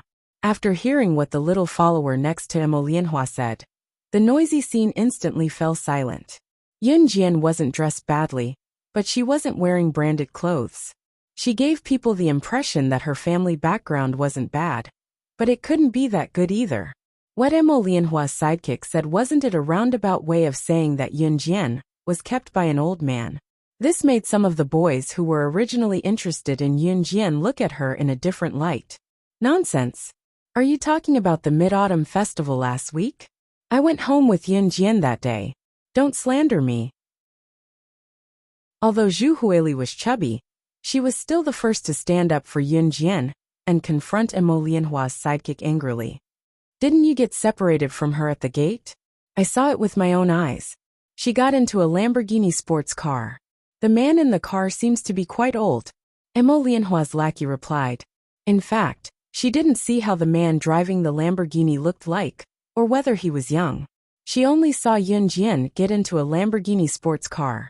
Zhu Huili was an honest and down-to-earth person. She did get separated from Yun Jian at the gate. This was true. Therefore, after hearing what Emma Lianhua's sidekick said, Zhu Huili opened her mouth, but couldn't say anything to refute. She didn't know what happened later. Emma Lianhua's sidekick immediately put on an expression that said, "You have nothing to say about this." Yun Jian didn't say anything from the beginning. Outstanding people always attracted the attention of countless people. Even if you sat still, people would come looking for you. Just as Emma Lianhua's sidekick was feeling complacent, Yun Jian, who was sitting in the distance, suddenly stood up. Before Song Yu could react from the sidekick's words, he saw that Yun Jian ignored them. She only greeted Zhu Huili and walked out. The fellowship party has started. Where are you going? Lu Zhenlin, the class monitor, didn't like gossip. He saw Yun Jian walking out and asked. Yun Jian only left one sentence for everyone. To pick up my 3 old friends. A. Chapter 2009. As soon as she finished speaking, Yun Jian's figure had already disappeared from everyone's sight. She didn't say anything and didn't explain anything. She left midway. Then you have to come back quickly. Our class's social gathering is about to begin. Class monitor Lu Zhenlin saw Yun Jian walk out of the gymnasium. He put his hands by his mouth and shouted in the direction where Yun Jian had left. At that time, Yun Jian had already walked far away. Class monitor. Why do you care about that woman who sells her body for money? I think she might be some old man's mistress. I already said it out loud, but she didn't dare to refute because that's the truth. That's why she ran away. Emma Lianhua's sidekick looked in the direction where Yun Jian had left and said a few words angrily. Emma Lianhua's sidekick was called Pan Qian. Pan Qian was Emma Lianhua's #1 sidekick. She usually stirred up trouble with Emma Lianhua and bullied many girls. At this time, Emma Lianhua stood up and walked toward Song Yu. Then, she held Song Yu's hand in front of everyone. You, why didn't you greet me immediately when you came? Emma Lianhua said shyly. I was curious about the new president of your school's martial arts club. Song Yu, who had just reacted when Yun Jian left, pretended that he hadn't noticed Yun Jian. He scratched his head and let Emma Lianhua hold his hand as he spoke. However, it was quite disappointing. Thinking about how such a beautiful woman was being kept as a mistress by an old man and being pressed under him every day. Song Yu shook his head. Sure enough, girls like Yun Jian could be played in bed, but they weren't suitable to be someone to spend the rest of their life with. Obviously, Yun Jian didn't explain.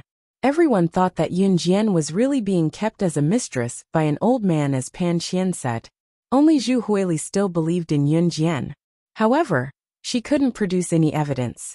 At this time, Yun Jian had just walked out of the gymnasium and was walking toward the school gate while everyone was talking about her. She had just received a message saying that the 3 team leaders of the kosher mercenaries had arrived in Jiangqing City. They were now at the entrance of the University of Electronic Science and Technology of China. Yun Jian walked over quickly and saw 3 familiar figures standing at the entrance of the University of Rivertown. The words University of Electronic Science and Technology of China were engraved on the school monument. There were also some students entering and leaving the school. It was very common to see foreigners in the university, because there were many foreign students in the university. As long as you walked in the university town, you would see a few foreigners who were talking in a foreign language you didn't understand from time to time. As for the 3 team leaders of the kosher mercenaries, Diana, Ghostflame, and Ghostflame were not as conspicuous. The leader of the intelligence team, Diane, gave Yun Jian a big hug when she saw Yun Jian coming over and spoke in fluent Chinese. Sister Jian, is there an emergency since you called us here? Yes. Yun Jian nodded and scanned their surroundings from the corner of her eye, looking at Diane and the other 2 girls. She looked at Diane and said, "It's not convenient here. See you tomorrow at 3 in the afternoon at Hungtong Old Street. Find a hotel to stay in first." Okay. Diane and the other 2 had never questioned Yun Jian's orders and simply followed them. After that, the 3 of them turned and left as if they had never been here. Yun Jian turned as well and returned to the gymnasium in no time. She had only gone to the school gate to meet Diane and the other 2. It was not appropriate for her to stay any longer. So Yun Jian returned to the gymnasium after setting the meeting place. Yun Jian was keeping a low profile this time. When she returned to the gymnasium, her classmates had already started playing games and were having a blast. Yun Jian went back to her corner discreetly, not planning to participate in the activities. She had more important things to do and more powerful enemies to deal with. She was different from this group of carefree students. However, before she could go back to her seat beside Zhu Huili, Pan Qian, who had said that Yun Jian had gotten into an old man's car, saw Yun Jian right away and started to stir up trouble in front of everyone. "Look, Yun Jian from our class is back. She said she was going to pick up 3 old friends, but I think she went to pick up 3 old clients. What's wrong? She's back so soon? Could it be that the 3 old customers you just went to pick up are all old men? How did they finish their business so quickly? TSK, you earn money fast. A. Chapter 2010. Pan Qian was the kind of person who would feel itchy even if she didn't pick a fight, especially when there was something to pick on. The limelight had already passed, but Pan Qian still wanted to make things difficult for her. Otherwise, Pan Qian would feel itchy in her heart. In addition, Pan Qian was Emo Lianhua's #1 follower. Yun Jian had attracted Song Yu's attention for a while, so Pan Qian had been unhappy. She felt that her Emo Lianhua was the prettiest in the class and was the best match for Song Yu. Yun Jian actually wanted to attract Song Yu's attention? Bah! She was the president of the martial arts club through some unknown means? Then she, Pan Qian, would ruin her reputation. Because Pan Qian had spread rumors about Yun Jian before, Yun Jian didn't say anything. Therefore, Pan Qian increasingly believed that Yun Jian was afraid of her and didn't dare to challenge her. So she became more arrogant. Her words were so unpleasant that everyone present frowned. Qian, how can you say that? Every profession is not easy. Everyone has their own difficulties. Even if she sells her body to make money, it's also a kind of ability. You can't insult her like this. Emo Lianhua pretended to be pitiful. She held Song Yu's hand and shrank towards him as she softly reprimanded Pan Qian. Those who didn't know would really think that Emo Lianhua was speaking up for Yun Jian. Sister Lianhua, you're still too kind. You don't know the dangers of society. A girl like her is very scheming.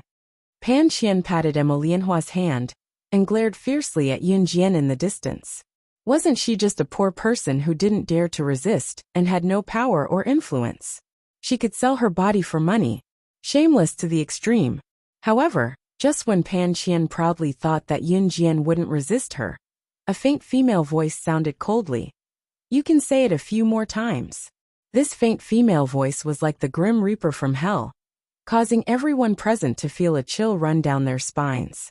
Song Yu, Emolian Hua, Pan Qian, Zhu Huili, and the class monitor Lu Jinlin, including all the freshmen of Computer Science Class 13 present, as well as the people from other classes and schools who came to join in the fun, felt their hearts tremble.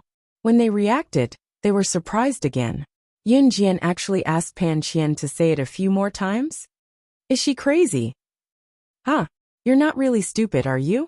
You actually want me to say it a few more times? Pan Qian was also dumbfounded. Then, she looked at Yun Jian with a look of disdain. Could it be that he had hit the nail on the head, and he had said it in front of all the students, so he couldn't accept it and started to talk nonsense? Song Yu had already stopped paying attention to Yun Jian. At this moment, when he heard Yun Jian's words that came out of nowhere, his attention was attracted again. She was really a mysterious girl. Of course, if Pan Qian hadn't mentioned that matter, Song Yu would have definitely abandoned Emolianhua and turned to pursue Yun Jian. It didn't matter to Song Yu whether Yun Jian was a virgin or not, because there were plenty of young men and women at her age who would steal the forbidden fruit. Most of the young men and women went there for fun. Song Yu himself had also slept with many girls. But when he heard Pan Qian say that Yun Jian might be a mistress kept by an old man, Song Yu despised it. He was a man, and he was also the campus hunk of Dongfang University. Naturally, it was impossible for him to walk together with a girl who was kept as a mistress. Of course, Song Yu originally thought that at worst, he would secretly sleep with Yun Jian a few times, and his girlfriend would be someone like Emolianhua, who could be taken out. That would be enough. As for Song Yu, he could dump his girlfriend at any time, so it was fine if she wasn't a virgin. But the woman who would spend the rest of his life with him in the future must be a virgin. This thought was shared by many young men. But please don't forget one thing. How fragrant do you think you are? Are you a fragrant bun? Second-hand goods like you are really worthy of such a clean girl. Go take a piss and look at yourself. The soul turned to reality. Just when Pan Qian, Song Yu, Emolianhua, and everyone present thought that Yun Jian was stupid and began to talk nonsense. Yun Jian, who was sitting in a small corner, suddenly stood up in front of everyone. Pan Qian glanced over with contempt, only to see Yun Jian's hands hanging down. She grabbed the air with both hands. Two butterfly knives, shining with silver light under the fluorescent lights of the gymnasium, were held in her left and right hands, with the blades facing down. Just like the female assassins in the movies, Yun Jian grabbed the two butterfly knives. Her cold eyes darkened, and she slowly walked towards Pan Qian from the corner. Knife, knife, knife. Where did the knife in her hand come from? She actually hid a knife on her body. Everyone around was so scared that they screamed. An ordinary female student actually hid a knife on her body. But before everyone could react, Yun Jian was already approaching Pan Qian. Under her cold face without a trace of warmth, a red arc moved, and she said coldly, "Because if you don't say it now, you will never have the chance to speak again in this life." Chapter 2011.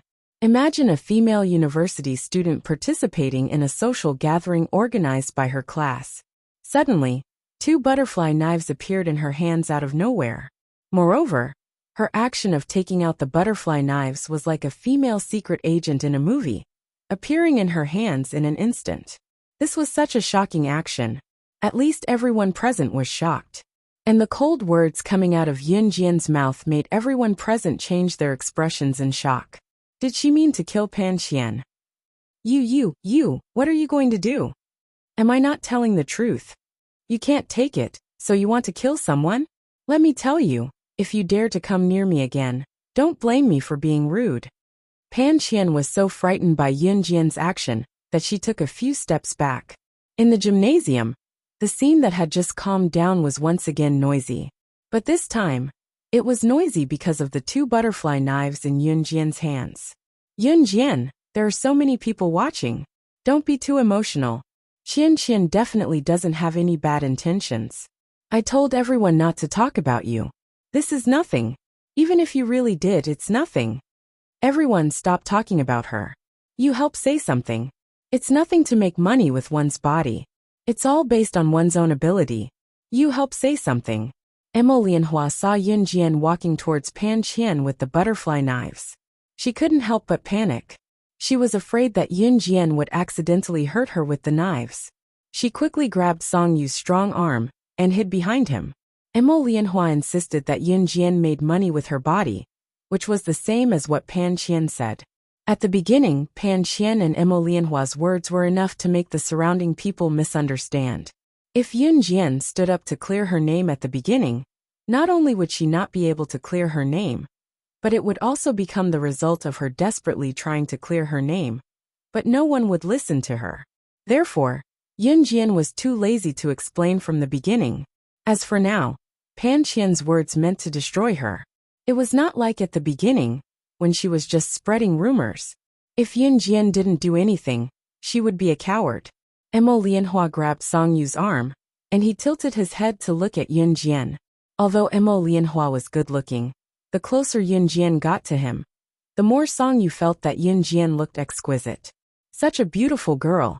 If she wasn't a mistress, he would definitely pursue her and make her his girlfriend. Unfortunately, she was only qualified to warm his bed now. Stop fooling around. It's time for your class's social gathering. You don't deserve the knife in your hand. The blade will hurt your hand, and it won't be good if you bleed. Be good, give me the knife. Song Yu followed Emo Lianhua and took 2 steps towards Yunjian. He wanted to find an excuse to make Yunjian obediently hand over the butterfly knife to him. At the same time, he could touch Yunjian's tender hand. Wow! Campus hunk Song is indeed the #1 campus hunk in Dongfang University. He's so gentle. I'm so jealous. If it were me, I would feel disgusted just by touching a woman who spreads her legs under a man. Exactly. The boys and girls in the gymnasium started chattering. Yunjian narrowed her eyes. She could see Emo Lianhua and Pan Qian looking at her with smug eyes. Yunjian! Yunjian! Look who's here. Just as everyone present thought so, and Emo Lianhua and Pan Qian were looking at Yunjian with a scheming expression, a male voice came from outside the gymnasium.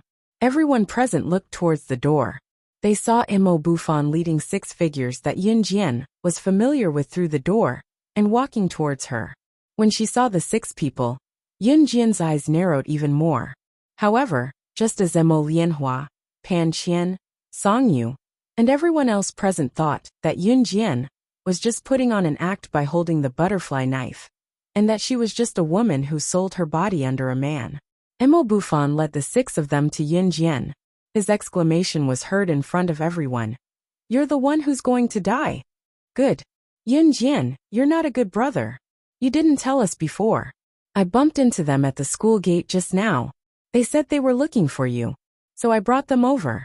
I only found out after chatting with them. At first, I thought you were just a high school student who went to military school. I didn't expect you to be the famous Advanced Special Forces soldier from 2 years ago, the killing god of Team Monarch. You were once known as the undefeated legend of the military. Chapter 2012. Your 2F** King Loki. It was Emo Bufan who shouted the last word. Emo Bufan had just met the 6 of them at the university entrance. The 6 of them were none other than Chu Ning, Chu Xiangnan, Jiang Weiwei, Lu Shiyan, Fang Xiaoran, and Hong Fan, whom he had not seen for a long time. Chu Ning and the other 5 were now in the military academy. Back then, the 6 of them entered Min City Military Academy earlier than Yunjian. The youngest of the 6, Chu Ning, was 1 year older than Yunjian. Yunjian had skipped grades and was now in her first year like Chu Ning. Emo Bufan saw Chu Ning and the other 5 stopping the students at the school entrance and asked if they knew Yunjian. Chu Ning and the other 5 knew that Yunjian was back, but they only knew that Yunjian was at Rivertown University of Electronic Science and Technology of China, so they rushed over to look for her. After not seeing each other for 2 years, the 6 of them missed Yun Jian very much. This was the friendship between friends who had fought together in the past. Mo Bufan heard Chu Ning and the other 5 asking if they knew Yun Jian at the school entrance. So he went over. Then, he led the 6 of them to the gymnasium to look for Yun Jian. Along the way, he heard a lot about Yun Jian's legendary incident in Min City Military Academy. Although Yun Jian had been missing for 2 years, her title as the strongest slashing god in Team Monarch was still deeply etched in everyone's hearts. The 2 words slashing god were once the hero in many young people's hearts and the object of their reverence. Even Mo Bufan had heard of Team Monarch's slashing god back then, and with the group of students around him, he madly inquired about the deeds of Team Monarch's slashing god. Mo Bufan would never have thought that the legendary person whom they admired so much just from hearing the 2 words slashing god was actually Yun Jian. Therefore, as soon as he rushed into the gymnasium, Mo Bufan used the most frightened and shocked voice in his life to shout those words. Without a doubt, the meaning behind Mo Bufan's words made everyone present, including Song Yu, Mo Lianhua, and Pan Qian, widen their eyes after they digested it. Yun Jian went to military academy? Or the famous Team Monarch's slashing god? Song Yu was obviously the same as Mo Bufan. He had once revered the legendary figure of Country Z. Therefore, at the same time, Song Yu widened his eyes and looked at Yun Jian in disbelief. Mo Lianhua, who had been comparing Yun Jian's looks to her, stumbled. Her lips instantly turned pale, and she forgot to put on a persona. She shook her head in disbelief. Impossible. How could this be? If Yun Jian was Team Monarch's slashing god, the rumors of her selling herself to an old man for money would be dispelled. Moreover, if Yun Jian was from the military, then Mo Lianhua, Pan Qian, and the others would be insulting the military. If Yun Jian wanted to pursue the matter, then everyone at the scene, including freshman computer science class 13, as well as students from other classes or schools who came to join in the fun, were shocked. Pan Qian, who had been dealing with Yun Jian, turned pale. Why not? The other 6 members of Team Monarch are here. Listen to them yourselves. Mo Bufan took a step back and let the 6 of them stand in front of the crowd. They're the other 6 members of Team Monarch? Everyone was stunned when Mo Bufan finished his words. The 7 members of Team Monarch were not superstars, but each of them had outstanding skills. They were more like superstars now, and their names were known throughout the country. Slashing God had been missing for 2 years. The other 6 members of Team Monarch did not work for nothing. They had set countless records in the past 2 years, pushing Team Monarch's name to the highest point. They used their actions to tell everyone that although they were not as capable as Yun Jian, they would not be a burden to Yun Jian. You're all here? Yun Jian narrowed her eyes at Chu Ning and the other 5 who had matured a lot. Her words were simple just like before. Yes, we heard that you're back, Captain Lu Shiyan said, controlling his emotions. With that, Lu Shiyan took out a medal with the word slashing God engraved on it from his pants pocket and tossed it to Yun Jian. He suppressed his excitement, and his firm words echoed throughout the place. Everyone was stunned, as if they had seen Team Monarch's past achievements. This is a medal that we earned through our own efforts. It's engraved with each of our code names, symbolizing the 7 of us. I've been keeping it for you, and now I'm returning it to you. Yun Jian, we've waited for you for 2 years. You're an invincible legend. You're a god in our hearts. Today, as the captain of Team Monarch, I formally invite you, slashing God 006, to return to Team Monarch. Chapter 2013. Yun Jian was never someone who would not talk back after being insulted. Thus, after Hong Junhua finished speaking, Yun Jian immediately followed up. Yun Jian's nonchalance was tinged with a sense of dread. Hong Junhua was stunned. Chen Yilan and Hong Taishan were also stunned. What do you mean by that? After cursing your own mother, you're now cursing my daughter? Chen Yilan was eager to protect her daughter. When she heard Yun Jian's words, she was furious and immediately slammed the table and stood up. Chen Yilan was a typical village girl. Even after marrying Hong Taishan, who later became rich, she still had the poverty in her bones. When the people around heard this, an old woman who used to know the deceased Lu Lanhua quickly stood up and said to Chen Yilan, "Hey, hey, what are you doing? Yelling and screaming before Lu Lanhua is buried, you're the unfortunate one. Amitba, Amitba, let the bad ones go. Good luck is coming, good luck is coming." The old woman was obviously very superstitious. She clasped her hands together and prayed left and right as she mumbled something. After hearing the old woman's words, Chen Yilan was still angry.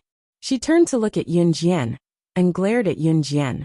She said to Qin Yiru angrily, "Daughters are meant to be daughters. Daughters are meant to be taken care of. Your daughter speaks rudely. When she goes out into society in the future, she will suffer a great loss. Those who don't know better will think that your daughter has no parents to raise her." Chen Yilan was the type of rich madam who fussed over every little thing. There was a shrewish streak in her bones that couldn't be reasoned with. Whenever someone said something she didn't like, she would scold them every time she looked at them. She was a typical commoner. Normally, after saying this, most people would stop talking and not say anything more. At most, they would just turn their heads and ignore each other. However, after Chen Yilan said this, she didn't care. She was already in her 40s, but she looked like she was going to rain dog blood on Yun Jian, who had just turned 18. "You're scolding my daughter? You're scolding my daughter. Scold my daughter if you have the ability. What the hell was that? Did he think that he was powerful? Hee." At Lu Lanhua's funeral, Yun Jian did not want to cause any more trouble. At least, she wanted to save some face for Qin Yiru. Therefore, when Hang Junhua and Chen Yilan said a few words earlier, she did not directly attack them. She had already given them enough face. Moreover, Yun Jian was not a person who could endure silently. She was being bullied like this. If she did not retaliate, then sorry, she could not do it. "Yilan, what's going on?" A middle-aged woman walked out of the house. She was obviously a close relative of Chen Yilan's family. When she heard Chen Yilan's words, she quickly walked over and asked. This middle-aged woman was called Chen Yumei. She was the wife of Chen Yilan's younger brother. Many relatives and friends knew that Chen Yilan's family was well off. Chen Yumei wanted to curry favor with Chen Yilan, so she would often flatter Chen Yilan whenever she had the chance. As a matter of fact, Chen Yilan's scolding stopped after Chen Yumei asked her a question. Then she continued scolding. "This woman is scolding my daughter. She's scolding my daughter to death, hee. What the hell? Hee, she's even scolding my daughter." Chen Yilan seemed to be angry, but had nothing to say. She kept repeating those words. However, just as Chen Yilan was scolding and shaking her body, Yun Jian suddenly interrupted Chen Yilan's scolding. "If you move again, you can die." Everyone was stunned when she said that. Then, Yun Jian reached out and grabbed the empty bowl in front of her. Without even looking up, she threw the empty bowl toward Chen Yilan.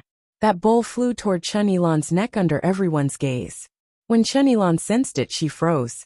At the same time, she clearly felt the bowl fly past her neck by 0.1 millimeters. Ping pang. The bowl broke into pieces. Everyone looked in that direction. However, after the bowl fell to the ground, one of the broken pieces of the bowl flew up and directly pierced the fatal spot of a mouse that was moving so fast that it was impossible for people to catch it. The bowl slices pierced into the rat's body, right in front of everyone's eyes, penetrating deep into the wood and killing the rat on the spot. When Chen Yilan saw the bowl fly past, she also turned her head to look. When she saw the shrapnel flying into the rat's fatal spot and penetrating deep into its body to kill it, she paled in fright when she heard what Yun Jian said just now. Everyone around was stunned. However, at this moment, Yun Jian stood up in front of everyone. Her expression changed slightly as she walked toward the rat that had died on the spot. The words that came out of her mouth made Chen Yilan and everyone else's faces change again. "I told you not to move in front of me. So die. A." Chapter 2014. Pan Qian thought that it was just an ordinary sports car. However, Pan Qian did not expect the Lamborghini to be. That Lamborghini is a global limited edition? And it's a super sports car that's only sold in the world? Pan Qian's eyes widened in shock as she exclaimed. Everyone around, including Song Yu, Emma Lianhua, and class monitor Lu Jinlin, gasped in shock when they heard Chu Ning's words. How much money would it take to afford it? Pan Qian mumbled blankly. Do you think you can afford a limited edition sports car, just because you're rich? So many business tycoons have offered sky-high prices to buy a limited edition sports car, but they all returned empty-handed. You're really stupid. Your knowledge is limited to school. How unsophisticated. Chu Ning's mouth was not for show. She had bullied Chu Xiangnan for the past 2 years. When she heard Pan Qian say that Yun Jian was a kept woman, Chu Ning almost rushed over to beat her up. In fact, Yun Jian had already kept her butterfly knife when Mo Bufan, Chu Ning, and the others appeared. After being attacked by Chu Ning for a while, Pan Qian was angry and resentful. However, other than being angry, Pan Qian could not say a word. Her face turned pale, and her eyes were wide open. She looked like she was scared to death. Alright, don't talk nonsense with such ignorant people. Yun Jian, we haven't seen each other in so long. Let's go out for a gathering. Jiang Weiwei took over Chu Ning's words and said to Yun Jian. The 7 members of Team Monarch were now a team, and had great chemistry. Yun Jian nodded. She put one hand in her trouser pocket, and walked lazily to the entrance of the gym. Just as she reached the entrance, Yun Jian turned around, and looked at the dumbfounded class monitor Lu Jinlin. She said, I'll take a leave of absence. I won't be joining the gathering. With that, Yun Jian turned around and faced Song Yu and the others with her back. She reached out her other hand that was not in her trouser pocket, and waved at Chu Ning and the others. The 7 of them then walked out of the door. Yun Jian did not wait for class monitor Lu Jinlin's permission. Yun Jian had always done things her own way, and no one could stop her. Pan Qian heaved a sigh of relief when Yun Jian's figure disappeared before everyone's eyes. Then, she stared at the place where Yun Jian disappeared and said fiercely, What's so great about having a rich boyfriend? Even if you have a rich boyfriend, your boyfriend will definitely be short, fat, ugly, short and fat. Why are you so cocky? Pan Qian suddenly shouted in the direction where Yun Jian had left. Just like Brother Kai from the University of Electronic Science and Technology of China. His family was so rich that he could give girls gold necklaces and silver rings. But he was still an ugly man. God, everything is fair. Pan Qian thought that Yun Jian's man was also an ugly man. Moreover, he was very fat and ugly. This kind of man was rich. Most of his money came from his family. Since he was young, he had raised himself to be fair and plump. He was so fat that one could not bear to look at him directly, and he especially liked to steal women. At the thought of this, Pan Qian felt that her envy towards Yun Jian's rich boyfriend had lessened by a lot. She wanted to find a handsome and rich man in the future. Qian, how many times have I told you? Why are you always like this? You can't curse people like that. It's immoral. Emma Lianhua saw that Yun Jian had left and returned to her innocent self. As she said that, Emma Lianhua leaned on Song Yu. Don't you think so? Lianhua, you're still so kind. Song Yu pulled Emma Lianhua into his arms, but his eyes were looking in the direction where Yun Jian had left. He was in a daze for a long time. So she's not a mistress. So she's the killing god of Team Monarch that so many people admire. Only a girl like that is worthy of a person of noble status like me. Yun Jian. Song Yu kept repeating that name in his heart. I'm looking forward to our next meeting.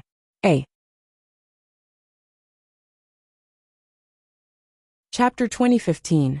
In the gymnasium, Song Yu, Emma Lianhua, and Pan Qian each had their own thoughts. To the other students in Year 1 Computer Science Class 13, as well as students from other classes and schools. Although what happened just now was shocking, everyone went about their own business once the commotion was over. Under the organization of their class monitor, Lu Jinlin, they continued to participate in the class gathering. It was undeniable that their class monitor Lu Jinlin was very good at organizing. Soon the atmosphere of the event reached its peak again. What happened just now was like a farce that was quickly forgotten by everyone. Of course, after Yun Jian left, Zhu Huili was not alone. There were still many friendly girls in the class. except for a few who made others speechless. In short, other than Yun Jian, Zhu Huili made many friends as well. University girls were generally more normal and friendly. This was especially true for freshmen who had just enrolled. Everyone was in an unfamiliar environment and had no friends, so they would be very friendly to everyone in the class. It was only when they got along for a long time and had established friends that they would reveal their true nature. This was a person's instinct to protect themselves in an unfamiliar environment. Of course, the existence of girls like Imo Lianhua and Pan Qian could not be excluded. On the other hand, Yun Jian, Chu Ning, and the other 5 had arrived at a street of stalls near the University of Electronic Science and Technology of China. When they were in Min City Military Academy, Yun Jian would also go to the stalls and restaurants along the road with Chu Ning and the other 5. Although it was cool at night, walking along the bustling street where the breeze blew gently, choosing a stall with good food to sit down, and ordering a few meals to savor was a very ordinary but happy thing. The stalls were not exactly clean, but Yun Jian was only after this warm feeling. The 7 of them came to a handmade noodle shop on the street. Yun Jian ordered pickled vegetables and shredded pork noodles, while Chu Ning and the other 5 had ordered their favorite noodles. They were currently sitting on the temporary stalls and waiting for their turn. Yun Jian, do you know you scared me to death? You went missing from the hunting school for 2 years straight away. I almost thought you were.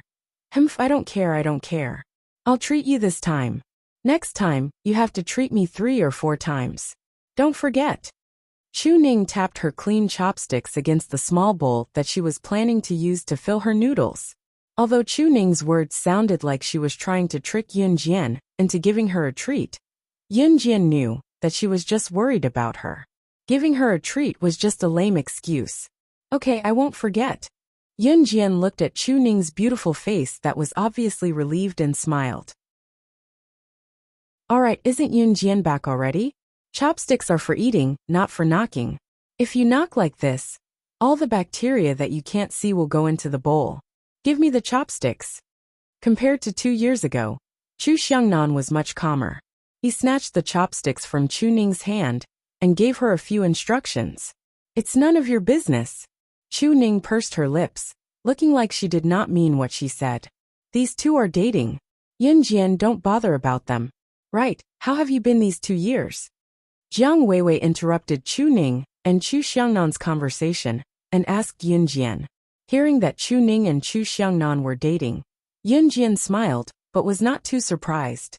After all, she could tell 2 years ago that Chu Ning and Chu Xiangnan were quite compatible. On second thought, however, Jiang Weiwei was asking about her recent situation in the past 2 years. She had been staying in the Celestial Spring with CE for the past 2 years, 666 days, not a day less. Similarly, during the 666 days in the Celestial Spring, CE had not missed a single day of the embarrassing things he did to her. Once she thought about the 666 days and nights she spent in the Holy Spring, her cheeks flushed and the tips of her ears burned. She tried her best to look calm as she answered, I'm sorry. I've been living well these 2 years.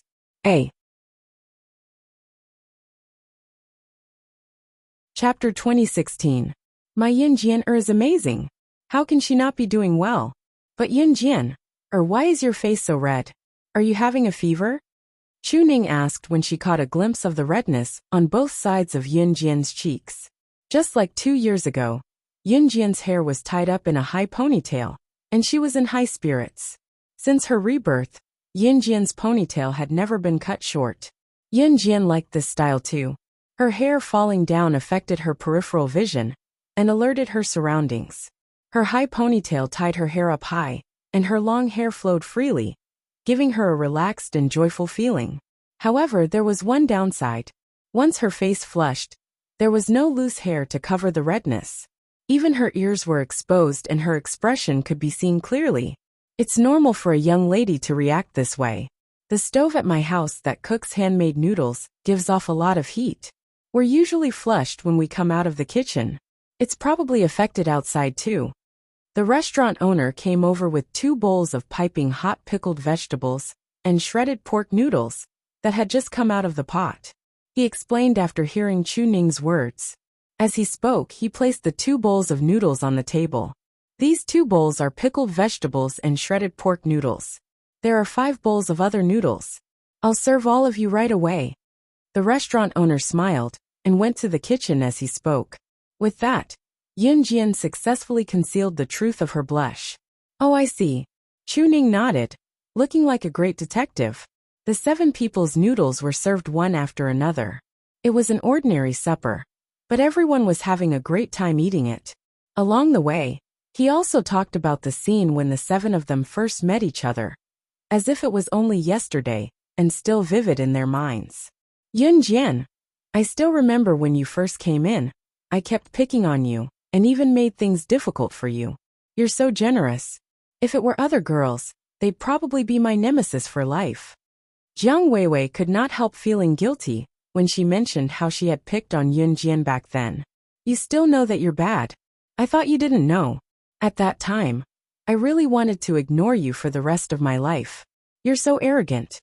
Chu Ning was filled with anger whenever she mentioned Jiang Weiwei. Why are you still talking to me then, Xiaoning? Jiang Weiwei pinched Chu Ning's cheeks and burst into laughter. Anyway, it's good that everyone is doing well, Fang Xiaoran, who was usually quiet, said with a smile. That's right. Vice Captain Hong Fan nodded. The 7 members of Team Monarch had been through a lot to get to where they were today. Their future was not over yet. The starting point of a king has just begun. After eating supper and walking around for a while, Chu Ning and the others found a hotel to stay in and returned home the next day. Although Chu Ning and the others were disappointed that Yun Jian did not plan to continue studying in the military academy, they still respected Yun Jian's choice. At the same time, Chu Ning and the others also invited Yun Jian to visit their university's military academy when she was free. The military academy in the university was completely different from the Min City Military Academy in high school. Yun Jian agreed.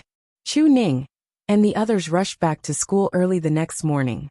Of course, they were faced with the punishment for skipping class. Yun Jian arrived at Hengtong Old Street at 3 o'clock in the afternoon on time to meet Diane and the other 2.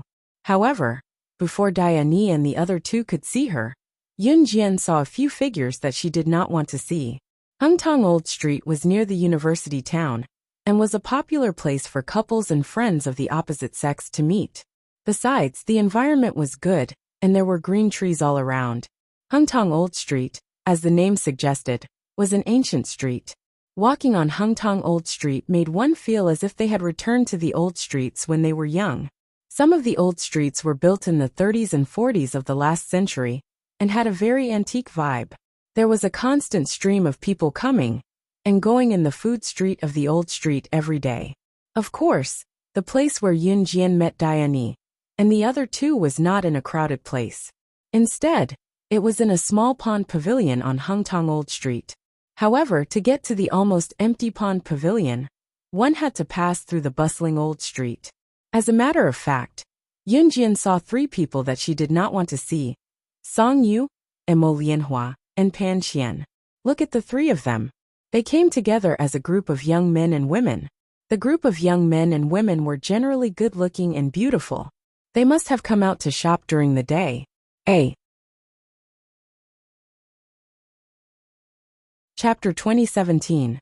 With just one look, she could tell that the car's specifications were low, and she even listed out all the specifications of the car, just like the salesperson who sold the car. Everyone around them was stunned. Even Chen Yilan's sister-in-law, Chen Yumei, widened her eyes in shock. It was obvious that she was shocked. Hey, whose daughter is this little girl? You really do sound like you know how to do it. A woman sitting at another table couldn't help but mutter as she held a baby with a pacifier. That's right. The last time my family went to a car dealership, we were thinking of buying a car to go home. This little girl's words matched the salesperson's words. Just the numbers of the car's speed and horsepower are different. She's really professional. A middle-aged man with a crew cut stroked his bald head, which only had a little black hair left, and joked with a laugh. Then, everyone around them praised her. After everyone recovered from their shock, They began to discuss who Yunjian's daughter was. After all, they were all distant relatives and usually wouldn't meet. Some of the younger generation would only gather together when something big happened when they were in their teens. However, under normal circumstances, when something big happened, everyone would sit around the table and have a meal. Most of the time, they would chat with their close relatives. Usually at this time, you could only see the faces of your distant relatives. Some of them might be familiar, but you wouldn't know which one of your distant relatives she was, or what the relationship between them was like. But for someone like Yun Jian, who stood out a little and had nothing to do, the relatives who were chatting casually would turn their attention to her. Therefore, after the two people finished talking, the group of people around them started to ask about Yun Jian. Which family's daughter is this? Listening to what she said, she's quite capable. She'll definitely have a bright future. Someone asked. This is the daughter of Yun Gang and his ex-wife. Someone answered. The little girl is so eloquent at such a young age. She'll be very eloquent in the future. Although these people were praising Yun Jian, no one took Yun Jian seriously at that time. They were just talking about Yun Jian to pass the time. As for Yun Jian's words, I'll never drive a sports car that costs less than 10 million yuan. No one took it to heart. Some of the people present took these words to heart, but they didn't take it seriously. This person was Chen Yilan. No one was more shocked than Chen Yilan when she heard what Yun Jian said just now. It was because what Yun Jian said was exactly the same as the car specifications and configuration that the salesperson had listed when her family went to the car shop to buy a car. Even the numbers were exactly the same. Therefore, when she heard Yun Jian's words, Chen Yilan's eyelids twitched fiercely. After being stunned, Chen Yilan was unconvinced. Yun Jian said, I'll never drive a sports car that costs less than 10 million yuan. You don't drive a sports car that costs less than 10 million yuan? What do you drive? Tricycle? A tractor? Are you trying to use a tricycle and tractor to see who's faster than my sports car? Chen Yilan blocked Yun Jian directly, stopping Yun Jian, who was about to leave, from moving forward. She stood where she was, refusing to give way. Yun Jian was going to retrieve her car and return to Longmen City to complete what Qin Yiru had asked her to do, but Chen Yilan blocked her way. Move! Yun Jian's indifferent voice rang with a sense of dread that made one's heart clench tightly. Chen Yilan was not afraid, however. She stood in Yun Jian's way. You scolded my daughter just now, saying that our car's specifications are low. How can you be like this? You even asked me to move aside, huh? Move aside? Apologize to me first before you leave. Huh? I've never met someone like you learning to scold people at such a young age. Just as she said that, Yun Jian extended her right leg and kicked Chen Yilan to the ground, rolling away from the spot in front of her. After that, she walked forward with her hands in her pockets as if nothing had happened, leaving a simple and indifferent remark. Childish and boring, eh? Chapter 2018. With that, Yun Jian had already walked far away. However, Chen Yilan was never one to be trifled with. After she stood up after being kicked to the ground by Yun Jian, although she felt a slight pain, this slight pain was like a great humiliation in Chen Yilan's eyes. Earlier, when Yun Jian used words to refute Chen Yilan's daughter, Hong Junhua, Chen Yilan exaggerated it and repeated it over 100 times, as if she was afraid that others did not know about Yun Jian's evil deeds. Now that she stood up after being kicked, Chen Yilan felt even more humiliated. Her husband, Hong Taishan, had started a plastic processing factory a few years ago and made a fortune. After the family moved to a big city, which of these relatives and friends did not follow her family's lead? Just like her sister-in-law, Chen Yumei, they flattered Chen Yilan to a whole new level. This almost made Chen Yilan feel that these damned relatives from the countryside could only be the green leaves of a fresh flower like her. Therefore, when she first returned to Xinjiang town, Chen Yilan felt like she had returned to her hometown in glory. However, who would have thought that she would be stuck with Yun Jian and Qin Yiru? Chen Yilan, who had climbed up pathetically from the ground, was about to rush in the direction Yun Jian had left. A slender hand grabbed Chen Yilan's wrist. Chen Yilan could not move, and also stopped chasing after Yin Jian like a crazy woman. However, she saw her brother, Yin Yi, standing beside Chen Yilan. His hand was strong as he used his slender hand to grab Chen Yilan's wrist. The strength of his grip caused Chen Yilan's face to turn red from the pain. Then, Yin Yi's cold gaze swept across her. The voice that came from his throat made Chen Yilan tremble violently. "If you dare to spout nonsense to my sister again, I'll cripple you." Yin Yi's words, coupled with his tall and slender figure, frightened Chen Yilan so much that her legs gave out. She really didn't have the courage to chase after him and pick a fight with Yin Jian. At the same time, Yin Jian was already driving her red Ferrari on the road from Xinjiang town to Longmen City at high speed. When she came to Longmen City, she bought about a dozen bass and had the fish seller tie them in plastic bags before driving back to Xinjiang town. On the way, Yin Jian took a detour back to Xinjiang town and brought Qingyu along with her when she went to her house. Her brother, Yun Yi, was currently grieving. Yin Jian brought Qingyu back with her, just to keep her company by Yin Yi's side. Even if Qingyu stayed by Yin Yi's side and did not say anything, it was enough to soothe Yin Yi's anguish. Chen Yilan did not understand Yin Yi's feelings, just like how Yin Yi did not understand her lamenting about the past. Being stopped by Yin Yi, Chen Yilan could feel Yin Yi's murderous gaze. Perhaps it was because Yin Yi was a guy, but in front of a typical woman like Chen Yilan, who thought that guys were better than girls, she felt that guys were bolder. Therefore, Chen Yilan dared not pursue Yin Jian for revenge. However, she was displeased, and it was impossible for Chen Yilan to not find fault with Yin Jian because of this. Yin Yi could control her actions, but she could not control her mouth. Therefore, Chen Yilan described Yin Jian as shameless in front of the group of women and old ladies. "Oh my, I've never seen such a shameless girl. She's a student, but she's living like a socialite. She's just like those girls in nightclubs who have no self-respect and self-respect." Chen Yilan was spreading rumors about Yin Jian in front of the group. She even waved her hand as she spoke, as if Yin Jian was really such a person. One must know that unmarried girls in the countryside valued their reputation the most.